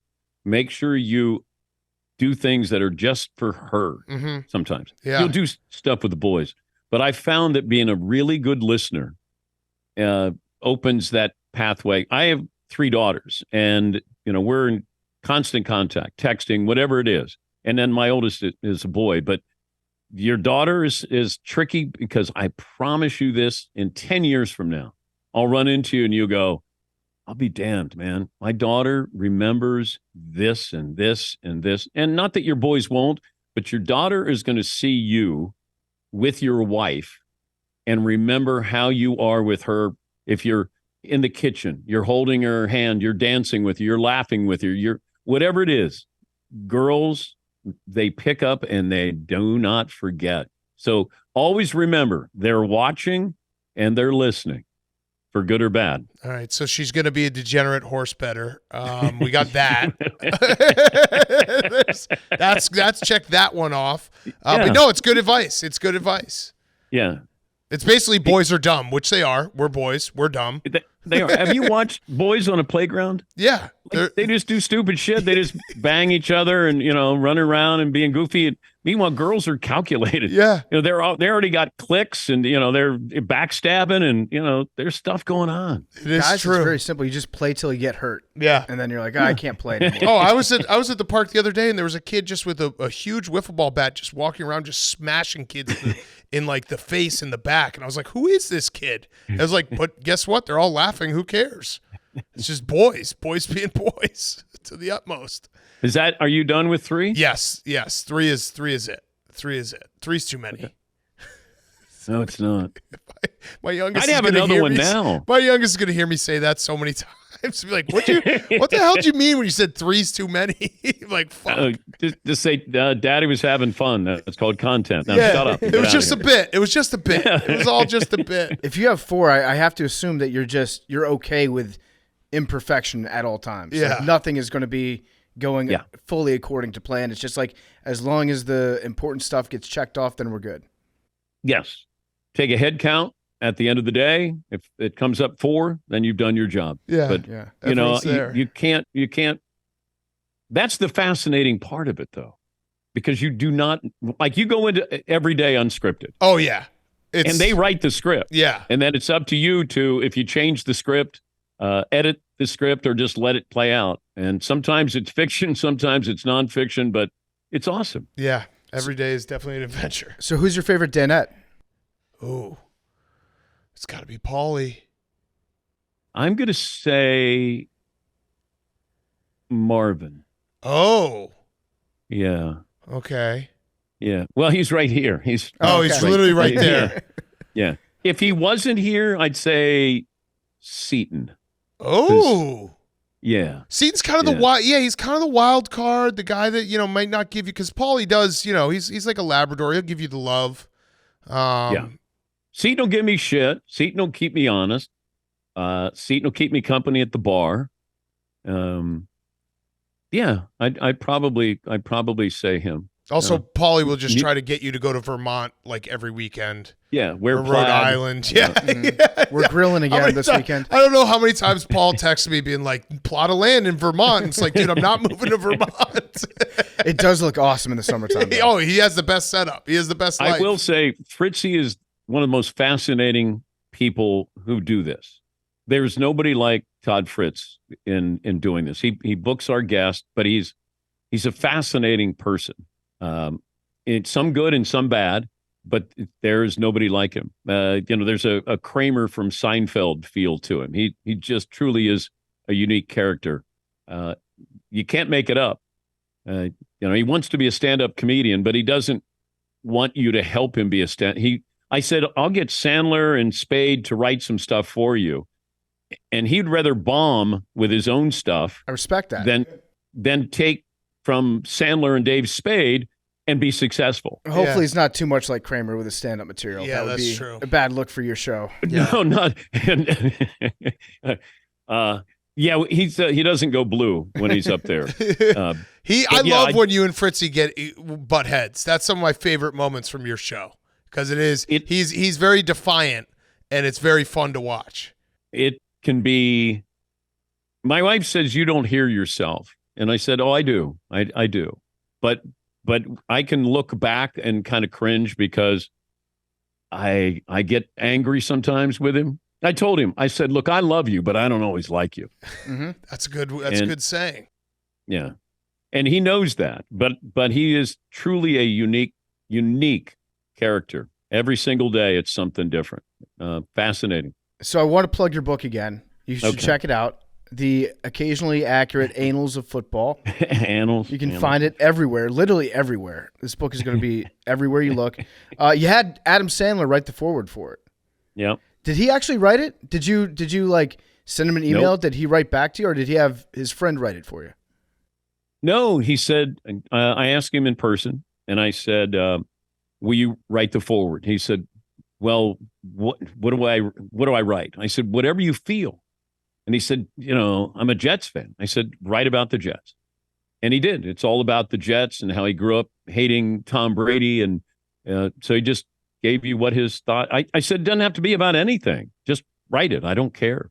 And he said, okay. He goes, I don't know what a foreword is, but I'll write it. And so I was happy to do it. He seems like just a great dude. I read a story about him. This was when Uncut Gems was coming out. And they He just hasn't been on your show? He has. Yes. And he was Okay. awesome when he was on the show. Like, I felt like I was his best friend after 45 minutes with him. But when that movie came out, there was an article somebody wrote about him that was just interviewing all of his friends, like everybody that's known the guy. And they all stand on the table and say, like, he is the best person in the world, maybe. So is he a close personal friend of yours? Yeah, he's become that way, but he's put me in 20 movies. So that's 20 years that you see him doing a movie, even though I'm on the set for maybe 4 or 5 days. But he invited me to his daughter's bat mitzvah, and he's been to things, family functions of mine and dinner, and once you're in with him, you're in forever. Mm-hmm. Once you're in the family, because I remember doing a movie, and then Rob Schneider goes, once you're in, you're in. Sandman will use you whenever you want to. And he has, like I said, 20 movies, and he writes a cameo for me. And a lot of times he would write a cameo just so I would go to the movie set so we could play basketball. He wanted somebody to be able to play basketball with. And I didn't care. It was like, I don't have to stay there for a long period of time. You just have to go there and remember your lines, have some fun, play some hoops. That's it. What was your best acting performance that you've given? I think it was the movie Just Go With It with Jennifer Aniston and Nicole Kidman and Dave Matthews, where I play a nightclub owner, and they do this competitive dance, and I just get to ad lib and say whatever. At one point, I called this large woman Big Country, and I didn't know if Sandman would let me keep it in, but he was like, Danny, just ad lib, just have fun. And Dave Matthews was in the scene as well. But Aniston and Kidman, it was funny when each realized that I had no idea what I was doing, because Kidman she's real. She's actress. She's all actress. Aniston, kind of fun and goofy, but really comedic timing was wonderful. But there was a time when the script says, you come on and then you ad lib and get the contest going. So I came on and then I introduced people and then I stopped, and Sandler's out in the, with the camera people, and he yells out in front of everybody, Danny, got a fucking ad lib. And you could see Aniston and Kidman are staring at me like, holy shit. So Sandman comes up on stage. I said, look, man, don't let them figure out that I don't know what I'm doing until later, okay? And then he goes, and so to his credit, he says out loud, Danny, that's my fault. That's my fault. I should have written that down. And I go, yeah. And then he went back out, and I'm going, holy shit. So Aniston kept saying, you're the sports guy, right? And I go, yeah. She goes, so you're not an actor? I said, well, I'm a performer. And then Nicole Kidman wanted nothing to do with me. and not that there was anything to do with me, but we went to this room where you kind of sit in between scenes. And I thought, if I ever get stuck with, Nicole Kidman, I got to have something to talk to her about. And my daughter goes, I'm born on the same day as her daughter is. Okay. All right. That's a good connection. Okay. I got it. So I'm in this room with Sandler's Bulldog. It's just me. We're watching TV. Kidman walks in, and it's one of those where you walk in the room and then you can't turn around right away because then it looks like you didn't want to go in and talk to this person. So door opens and I look back, and then she looks over and she's like, oh. So she goes and sits on the couch. Once again, we're in the same scene. There's no dialogue. I'm playing with Sandler's Bulldog. And then all of a sudden I go, my daughter's born on the same day as your daughter. And she said, oh, great. and then she got up and left. Well, her husband shows up, Keith Urban, and is talking my ear off. So she's looking at her, like Keith was talking about the Titans. What do I think of the Tennessee Titans? Couldn't have been more involved in sports, but she's now looking at, like, I don't know who you are, but my husband knows me. But Nicole and I, it wasn't magic. Yeah. Yeah, I get uncomfortable when she comes on screen introducing me to an AMC theater. Yeah. She's like, the magic of cinema, where feeling bad can feel so good. I'm like, please don't talk to me. I'm intimidated by you. It bothers me when I see her on screen. It brings back bad memories because I'm thinking, God damn. Yeah. She's serious. Yeah. She's a very serious actor. And those people usually aren't welcomed on Sandler movie sets. Yes. People are very serious. Yes. Yeah. But Brooklyn Decker was in that movie as well. Oh, love her. Yes. Big fan of hers. Huge a lot of fun. Yeah. A lot of fun. All right, so I have one last question. This has been great. Everyone do go by the Occasionally Accurate Annals of Football. It's a great book title. My last question is the Roback question, RHOBACK.com. Promo code TAKE, Q-Zips, polos, hoodies, joggers, shorts, everything at Roback.com. Promo code TAKE, 20% off when you go to Roback.com and use promo code TAKE. We are on the precipice of the 2023 NFL season. Give us nice to get some gear, though. Oh, we can get you gear. No problem. No problem. I mean, if you want. No, we got you. Nice. We got you. Actually, large. Can Marvin write this down real quick if you want to give him? Marvin? All right, so Marvin? Tell Marvin if you go to Roback.com and use promo code TAKE, you can get all the gear you want. Oh, okay, that's nice. Yeah, friends and family discount. Yeah, exactly. That's just for you. That's a personal discount. So 20% off for just me. Yes. That is awesome. We'll delete this part from the show. We don't want our audience hearing that. Yes. Put Roback out of business. Yeah. Hey, are we having wings again? Do you still go to Wogie's? Wogie's, yeah. I love that place. We just moved to Chicago, though. So we're out of. You did. Yeah, we're out we of got the a city. place here though for you. We also got to take you. Maybe we do a trip to Wing Nuts. We found the best wings in the world in Buffalo. Literally the best wings in the world. And they're in Buffalo? Yes. Yep, they are the best. It's actually worth it to take it. Like if you ever have something that like, oh, maybe I should go to Buffalo for something, be like, yeah, I'm going to go because I want to try these wings. So Wing Nuts. Wing Nuts. They're that And good. so you moved out of the city. Yeah, no longer in New York. We're in Chicago though, a different city. We got a great wing place here too when you get here. And we're going to have a full basketball court in our new office. So you're going to have to come hoop with us. Well, we invited you guys here for an ass kicking, and nobody showed up. I think you fired McLovin like right after that. So I feel like that's what I'll bring McLovin back to play hoops. I played with him. I used to play with him every Saturday morning. Oh, I heard. I know his game. Marvin can play. Marvin knows what he's doing. Okay. McLovin is an all-time, and I do love him. I say this in an endearing way. All-time shoots a shot and says off or short, and it's a swish. It drives you insane. Where he's like, that's short, and then it's just a perfect swish. He played a little bit at Dartmouth there on the junior varsity team. Yeah. Ever he's heard got of some it? game. All right, so rollback Okay. question. Give me your spiciest NFL take going into the season.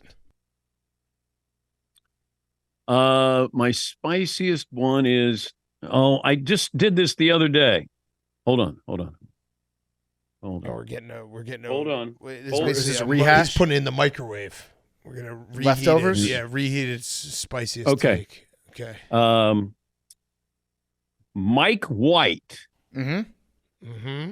will win more games for the Dolphins than Tua Tagovailoa. That's mean. That's mean. I hope Tua listens to this, and I hope he calls you out. You're on a list now. I'm part Ryan of Clark. TuaNon. I'm a member of TuaNon. You are now Well, on I the didn't list. say that he looks thick or that he looks like a stripper at Onyx. You're in trouble for this take. No, I'm rooting for him. Doesn't sound like it. You know what? I'll take that back. Okay, there we go. That Tom was smart. Brady comes out of Okay, I like it. and he comes out of retirement to play for the Jets. Yeah. Ooh. Okay, that's a great one. That's a Okay, spicy wait a minute. take. Give me your hot take here. Just you can do it real quick. Dak Prescott retires from throwing too many interceptions. That's So a he good one. retires this year. This year he throws so many interceptions in the first month of the season. He's like, I'm so bad at football. I'm retiring. You're going to be on his list, and I'm going to let him know that I'm you're already on rooting Dak's. against him. I'm already on Dak's Dak list. doesn't have Don't a worry. list. Don't you worry. Dak's got a long list. We've been on that list. I think Phillip TFT. Rivers is going to come back. He almost came back last year. Did you hear that with Kyle Shanahan? Yeah. Kyle shouldn't have said that because No, now all he I'm thinking shouldn't. now all I'm thinking about how awesome that would have been if Phillip Rivers played in the Super Bowl. That would have been a great story. It would have been I'm incredible. surprised. My arm is stronger than Phillip Rivers. Yeah, that's true. It is. Yeah. I actually think this is the year for Kirk Cousins. I think he wins one, maybe two playoff games. I'm back in on him. I'm like a pendulum with Kirk, where now I feel like I've undervalued him and underappreciated him for so long. And I saw him on that show Quarterback, and he's just the nicest person in the world. Where now I feel bad rooting against him, so now I'm back on his side. Are you okay with the mustache? Goatee, That's a Fu preseason Manchu? thing. I think it's just a preseason We thing. think it's like him having fun with the boys in the locker room. They're like, look what I did to my mustache. Isn't that crazy? And he's going to be clean cut by week 1. Yeah. It was just a prank. He does strike me as somebody like, hey, isn't this a wild shirt I have on? Yeah. And, it'll be like a plaid shirt that Leave It to Beaver wore. You're like, boy, that is wild, Kirk. Yeah. But I think that show did soften people's criticism of him. Because they're like, man, he's just like us. He's an everyday normal guy. But it feels like no matter what he does, they won 13 games last year. Yeah.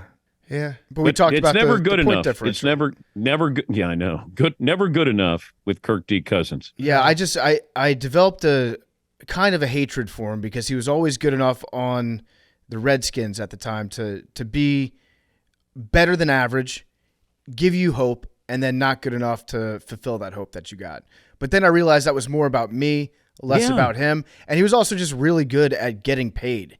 He's probably, him and Chase Daniel, the best two quarterbacks at getting paid. He's timed everything out perfectly when it comes to like the franchise tag. He got that twice. got guaranteed money, got more guaranteed money. Now he's going to get more guaranteed money after this season. So, I mean, more power to him. I can't be mad at him. If you're mad at Kirk Cousins, you're really mad at yourself. You're mad at the system. Why didn't they go for Trey Lance?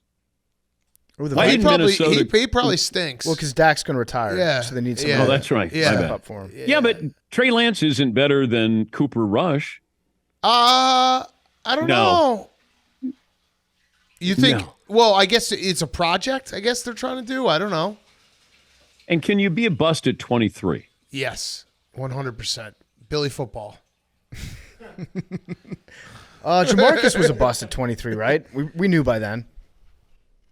We might have known sooner than that. Yeah, but, Manziel kind of yeah. was, right? Like 23 was. Yeah, you can. I guess Trey Lance is not the age. It's can you be a bust without playing because he hasn't played. So that would be the better question. I think probably not. He's probably can't. He gets another shot to be officially a bust.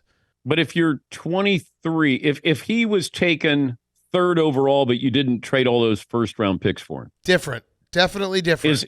is he? Yeah, because some guys, like I remember Achilles Smith played for the Bengals. He went number 2 overall. Nobody ever brings him up as a bust, but they'll bring up Ryan Leaf just because Peyton Manning is one of the greatest quarterbacks of all time. Sometimes like Greg Oden and Kevin Durant. Mitch Trubisky and Patrick Mahomes. Like that's the who you get drafted around definitely affects how people think of you, for better or worse. Well, thanks for thinking of me. Segue to let you guys say goodbye. Yeah. Oh no, we're not done. We're just this is intermission. This half. Oh, this intermission. halftime. Oh, good. Yeah. We got another hour. Well, Dan, Are you guys allowed to drink on the air? Yeah, technically, but we learned pretty early on that being drunk while podcasting not that funny. it's one of those things that if you do the drunk thing like 3 or 4 times a year, or sometimes we'll do episodes, Pardon My Bake, where we'll get really, really high. That's funny. But if you do it all the time, people are like, well, I don't really want to listen to the drunk guy. So it's sparingly.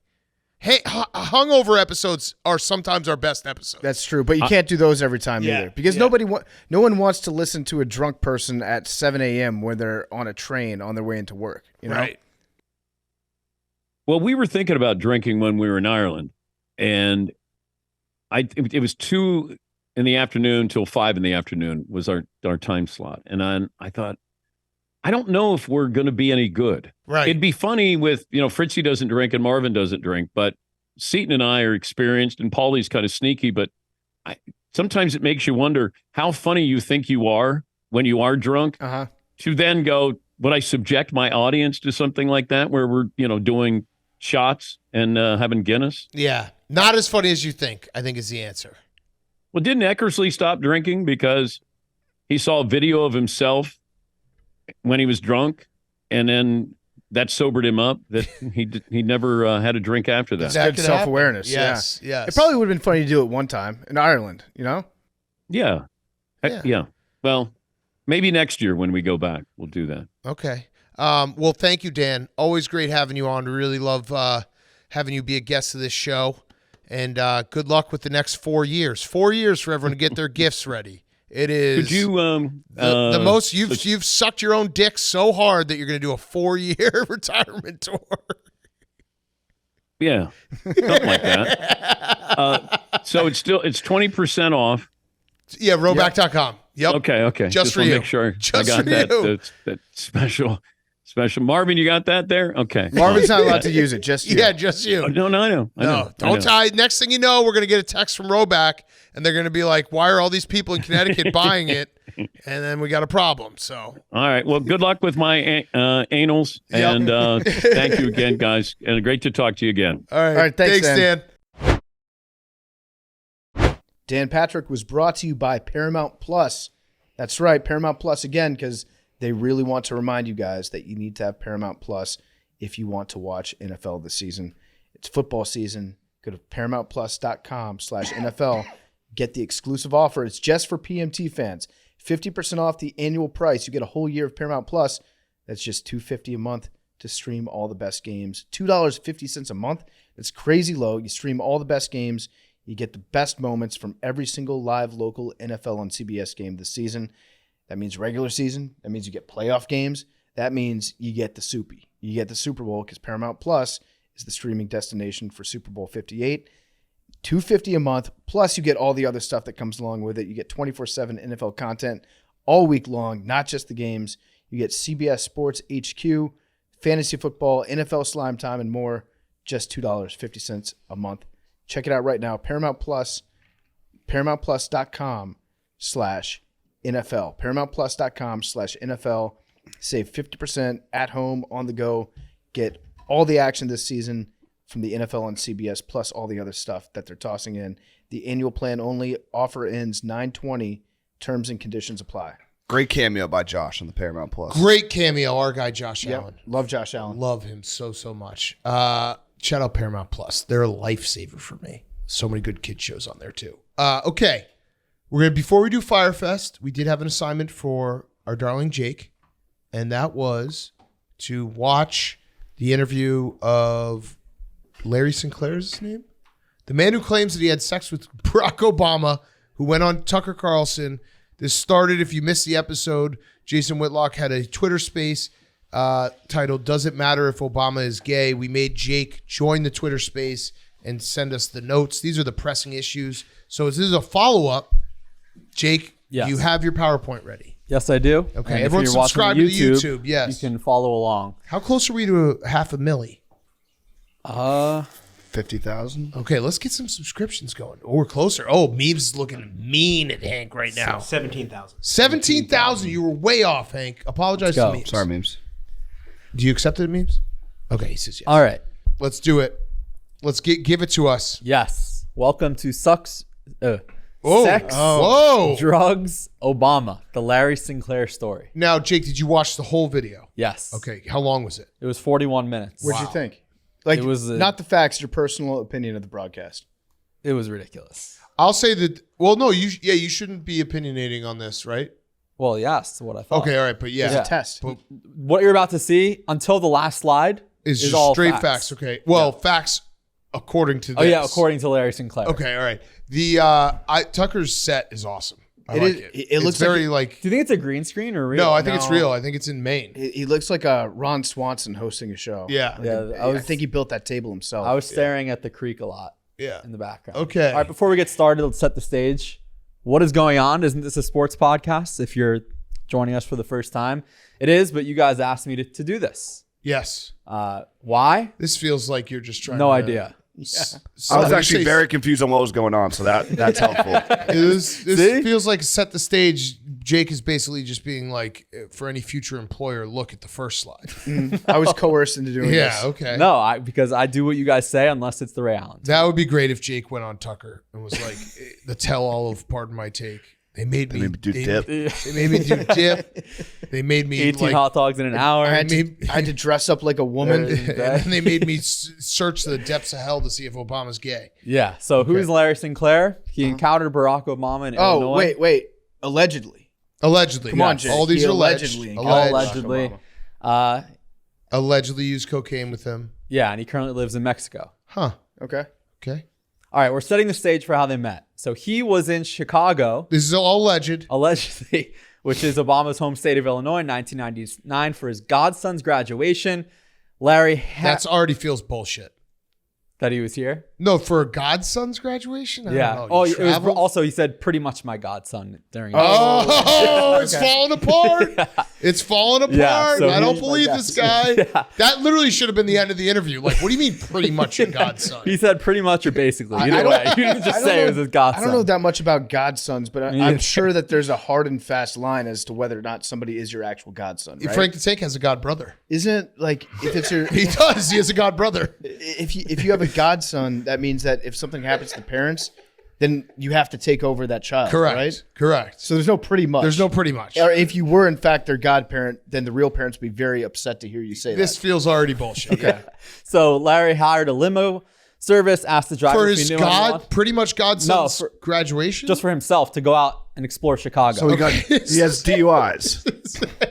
Multiple? I mean, why else would you hire a limo Well, service? why would you just get in a cab? Yeah, so he hired a limo service. The driver pulled up at a bar, And then got out of the limo. There was this guy introduced to him by the limo driver as Barack Obama. So that's interesting because Obama at the time was a state senator, which, by the way, he only got that position because Ditka decided not to run against him, which Ditka regrets to this day. So He's like Mark Wahlberg. So this guy in the limo was like, "Oh, you want to meet people in Chicago? Let me take you to a bar and introduce you to a state senator."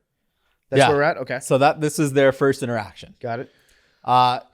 There was a hunt Oh, for wow. coke. Jake, did you make a this stock slide? image. Did Yeah. you look up Searched, cocaine use? Yeah. I think that's actually Jake in the thumbnambale doing cocaine. So they were having drinks at the bar, and Sinclair mentioned Jake to did ask Obama. if cocaine makes you pee a lot. I didn't, but I didn't know that. Yeah, you did. Oh, you did ask that. Yeah, I did. You did ask that. Yeah. Oh, yeah, I'm going with bits now. What? Turning No. the corner. You asked that question. I did. When we went to the bathroom in Oh, yes. Yes, I actually did. Detroit, Yeah. I might have said, wow, this bathroom looks like a perfect place to go in. And then, Yes. And then Jake said, what, does cocaine make you pee a lot? I was like, oh, God. Yeah. Okay. So Larry asked Obama, allegedly, he could use something to wake up, and Obama immediately know what to do. They then left the bar This is to the biggest lie story of all time. They then left the bar to get cocaine. Obama secured it. Sinclair put a line on a CD tray to snort in the limo, and Obama pulled out a pipe to smoke out of. Larry said, some people smoke, some people snort. Yeah, so Obama then started to do crack in front of him. And this is, Yeah. all right, again, this is a state senator, and he meets a random stranger who says, man, I'm tired. And then he's just like, I got you. Well, he Yep, pulled- we're out. Okay, let's be fair. Sinclair pulled up in a limousine, okay? So it's not like this was some nobody that was flying in. Obama was probably like, oh, this guy's legit. Yeah. So they secured the drugs. Now we move on to the sex part. Oh, Sinclair so- started Step 2, will sex happen? Question mark. Sinclair started rubbing his hand on Obama's thigh to see where it was going, and it went the direction that Larry intended to go. Sinclair says he performed oral sex on Obama in the limbo, and he said it definitely wasn't Barack's first time. That much I'm absolutely How would you certain know? of. He just felt certain. He was really good at getting head. Yeah. Like very comfortable with it. Okay. So it will embrace debate. Would you say that Obama's gay if he just got a blowjob?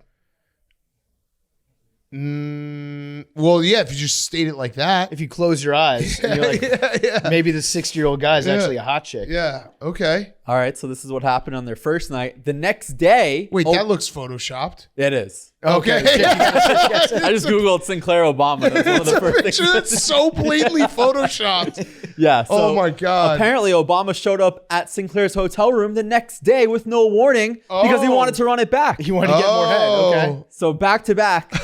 What a quote. Yeah. You're not going to believe this. I blew this guy twice. Yeah, Sinclair said that to his friends when he saw Obama in 2004 when he was watching the Democratic convention. And he said, like, when we're watching football, we're like, hey, blah, blah, blah.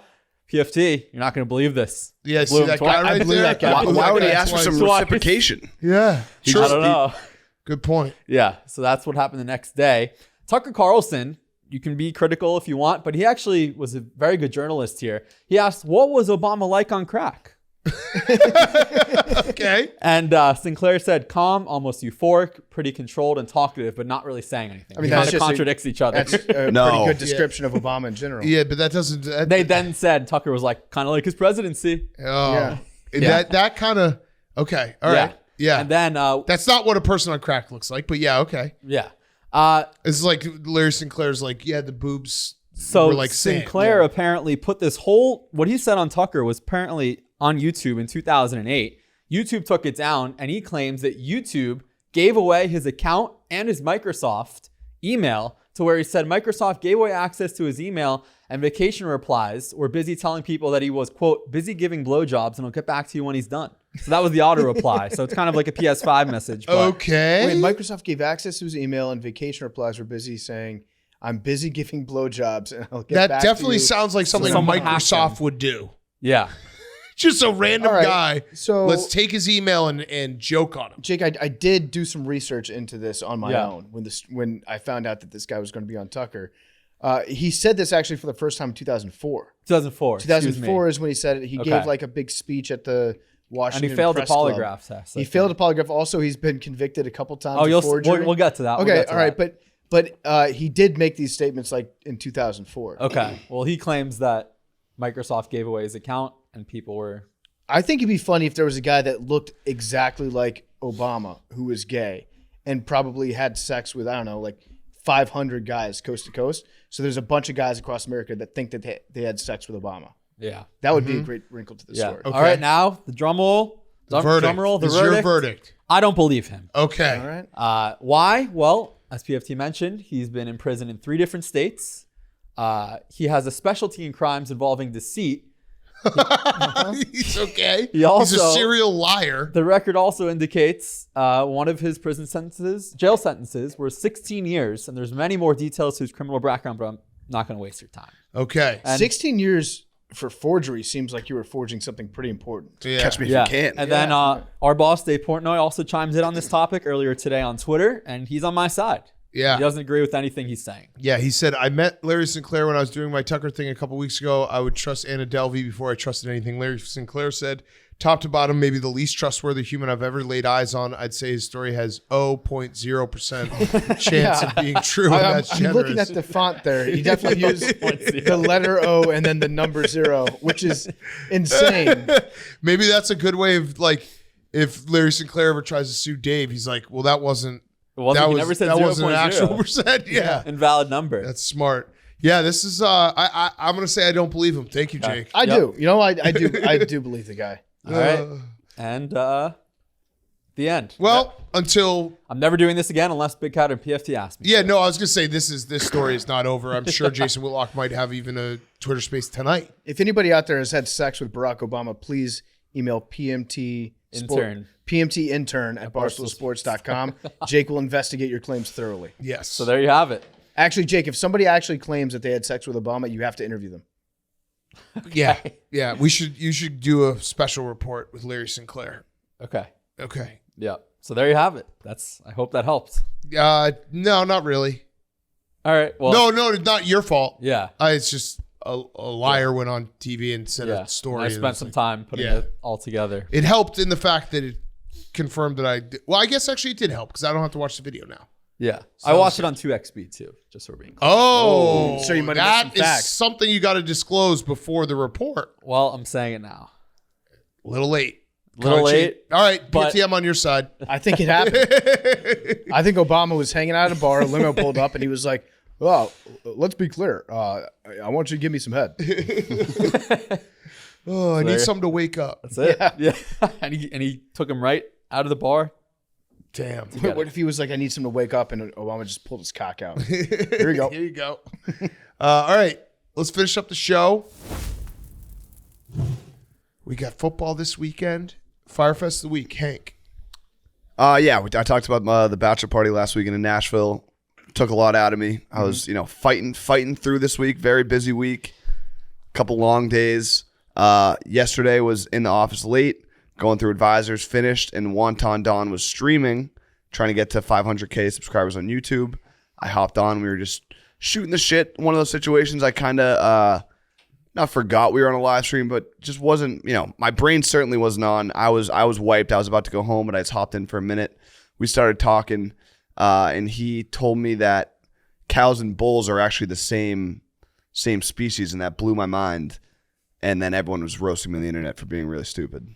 Shit. Yeah, it's like the bull is the male version of a cow. Yeah, that I didn't know that. Damn. You learn I didn't know something that every either. day. All right, thank I you. stand Thank you. with Hank. Thank you. I You did guys not know are that. idiots. How many times have you seen bulls and cows hanging out? A lot. Where? I lived in Texas for like 10 years. All right, I guess again, it was dumb. It was a mistake. Not a mistake. I'm just dumb. Not a mistake. But it was live, and that was the mistake. And I set myself up again. And also you have diarrhea. Wait till Hank finds out about roosters and chickens. Yeah, well, that was the example you used. That one I knew. Oh, okay. Hen, You knew that. So you're Hennies. good. It's in my name. Yeah. Yeah. Yeah, Hennies. Okay. You're not a world-educated smart person. No, world renowned. World-renowned smart person, so that's fine. You learn something new every day. I'm sure there's people listening that are like, wait, bulls are the males and cows are the Maybe females? some I like don't know. 14-year-olds. I don't think so. No, Yeah, don't let him- I thought there was male and female cows. That's on me. Max, you knew that? No, I did not know that. I think this is a group thing that it's easy to talk shit after the fact, but I think that's a fun fact that I did not know that. Okay. Bulls are Memes? like aggressive. Cows are. Yeah, because they Memes are didn't know either. men. They're guys didn't know with either. balls. All right, Yeah. know See, what? see. Yes. All right, You thank didn't you. either? Non-Fire Some Fest. people Take need it to back. stand up I and take it back. I sometimes. take it back. Okay. Not a Fire Fest at all. Okay. Take it stricken from the record. What's your Firefest? All right, PFT. My Fire Fest is I also had a good time last weekend. I hopped out to Lake Tahoe for a weekend. It was beautiful out there. Awesome place. Want to go back next year, maybe for the golf tournament. But on my way out there, I was on vacation. It was a Friday afternoon, so it was the weekend, and I started having a couple cocktails. And one cocktail turned into 2, turned into 3, turned into 4, turned into 5 on the plane. And How long's the flight? it wasn't that long. It was maybe like 3.5 hours, something like. But I was mowing through them. I can drink on a plane. That's where like I'm in my God moment on a plane. I could just suck them down. I'm like Larry Sinclair. And so I had a bunch of cocktails, and then I proceeded to brag on Twitter. I was like, not to brag, but I think I just set the world record for the amount of cocktails drank on a plane. And then I get off the plane, get onto my connecting flight to go out to Tahoe, and I realized that I left my wallet on the plane as I'm in the air on my way to Lake Tahoe. So I had to go to a place with casinos with no ID in my pocket. Still don't have my wallet with me. Don't have my debit card. Don't have any of my IDs. Don't have anything like that. I'm waiting to get it shipped back from the airline. It still hasn't arrived. And then I'm getting on another plane tomorrow to fly. And so, I've been sans wallet for the last week. You have a passport, though. I do have a passport, so I'll be able to. Thank you for reminding me. I need to pack that tonight Yes. because I don't think that they'll let me fly to South Carolina for the Pup Punk concert at USC. Plug God. But yeah, I've just been without a wallet all Like week. we've made it like Which is- a bad thing for us to plug shit. It's been God forbid I promote the company. no. We've just bullied ourselves into being like, let's never promote anything we're doing. Yeah, but I am going to be at Bojangles playing with Pup Punk on Friday night at 9 p.m. There's a shuttle that's taking people out there. Come see us. I won't have my wallet though. So Will they be serving food during the set? You know, that's a good question. I would imagine that they're going to have food. It's Bojangles after all. And No, just but like, for will there be people like walking in, like just going to get like a number 3? I don't know. To Pup Punk play? I hope it's like that viral video of the punk band playing in Denny's.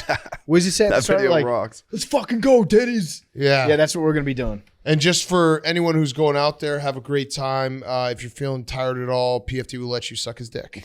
I will. Yeah, that's a So fact. that's a fact. You guys on the Yak have the Kiss coin. I've got the suck dollar. So if you just give me all my, you gotta do is yawn. if you give me my suck dollar, then it's on. You're allowed to suck Well, you have to his show up dick. in a limo. Yeah. If you show up in a limo, And you have to have a pretty much godson. yep. Yeah. All right. My Firefest is a pre-Firefest. Football's all the way back, and I am just realizing like how much my mood and happiness goes along with my teams, because I do think the Badgers might be in trouble going to Washington State on Saturday night, and then the Bears-Packers. We already talked about how significant this feels. Can't and lose both. I've had that thought in my head, like, oh yeah, you're a loser.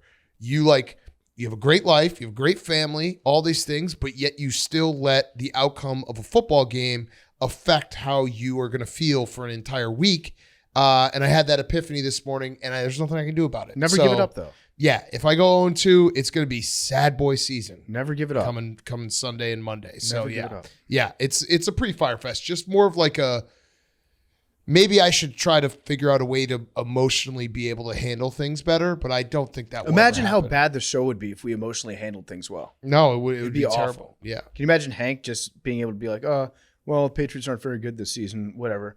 I'll just bet on the Cowboys. It would make the show awful if he did that, hypothetically. It'd be like when the Heat and the Panthers lost in the finals for Jake. Yeah, and he was like, oh. He's like, get it him was next fun. Good year. run. It was a good run. Yeah, see? See? We never want that. We don't want to be emotionally If the adjusted. Bears lose to the Packers, I'm like, well, I liked a lot of the things that we saw. Yeah.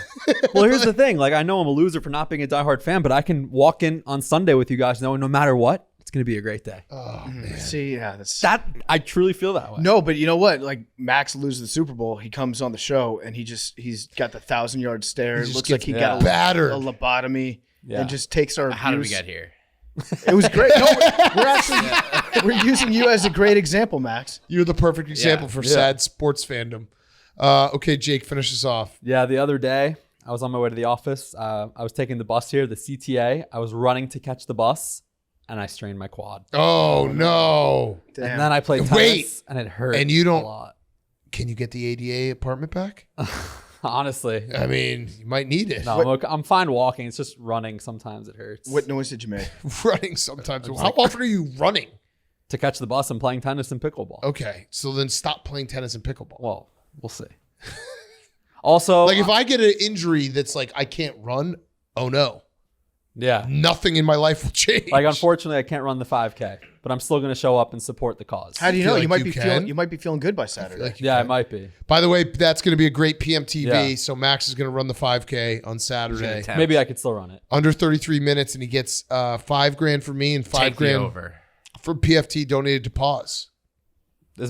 Are you running it? I gotta help film.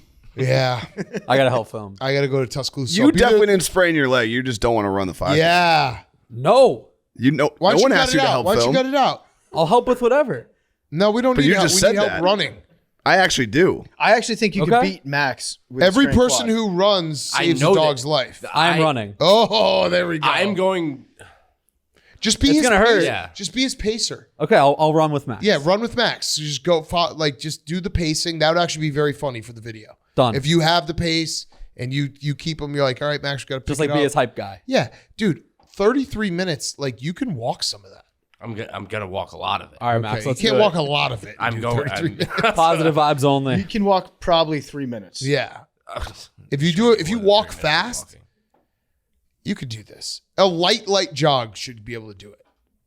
I can't jog that long. Okay. Have you trained? Not. I also have strep. I think I might have strep throat. What? Dude, Max, you can't get us sick at the start of football season. Everyone subscribe to the Pardon My Take Yeah. YouTube. We won't release the Max running video until we get to 500,000. And also the golf videos But that's are actually not dropping. true. We're When going are to they- release it next When are week. they coming out, Max? Not. Yeah. Golf is next week. Okay, so yeah, we won't release the 5K run What about the Ryder Cup? When's that coming out, Max? The week after. until 500,000. Let's get 500,000. Everyone subscribe. Smash Everyone that subscribe. Everyone subscribe. Just subscribe. So many people listen. Subscribe. Yeah, I know. Subscribe. There's someone listening right now. You know who what? watches it and isn't subscribed. Yeah, that's crazy. You know what? Lead from the front. You're not subscribed. No, but I'm going to do it right now. This is crazy. Lead from the This front. is insane. Lead from the front. Here's what Wait, we're going I'm to do. definitely subscribed. I don't subscribe Yo, to I'm anything definitely on YouTube. I've been subscribed. for a I let long the ass time. algorithm tell me what. No, I'm subscribed. Okay, let's see. I'm Pardon subscribed. my I've take. been subscribed. Yeah, let's go, people. Pardon my take. Subscribed. We're 20K away. So we have 480. Subscribed. All right, let's go. Also, I lost my blue check mark temporarily. Oh, what'd you do? I gave my profile a makeover, and they put you through like a review that period. that was a low point for me reading that makeover. A makeover? Why? What'd you put? It was just like new Twitter bio, like new profile. Yeah, it's a new, I'm going to look fresh at start. All right. Yeah. Initial reaction. You didn't like it? But you went from I don't know, you went from a announcing picture in a new- suit to Yeah, a picture in a in a suit. suit. It's more yeah. updated. You're the dude. You're Like the same you're the teacher coming in every day with the same outfit.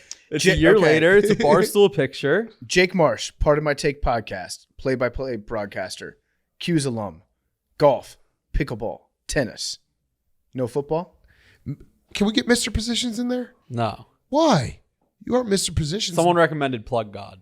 Oh, Mr. Positions is better though. No one will know what that means. It's true. Yeah, could mean anything. We'll see. Okay, Yeah. great show, boys. Can't wait for football. Football's back. Everyone tune in. Stream. Sunday we'll be streaming for the entirety of the first slate and second slate. And then we'll be doing boomers on Monday. Next time you hear us. Oh, numbers. 3. You ever gotten this, memes? 30. No, you have never gotten this? 20. Meme says 1. Oh, 69. 97. Love you guys.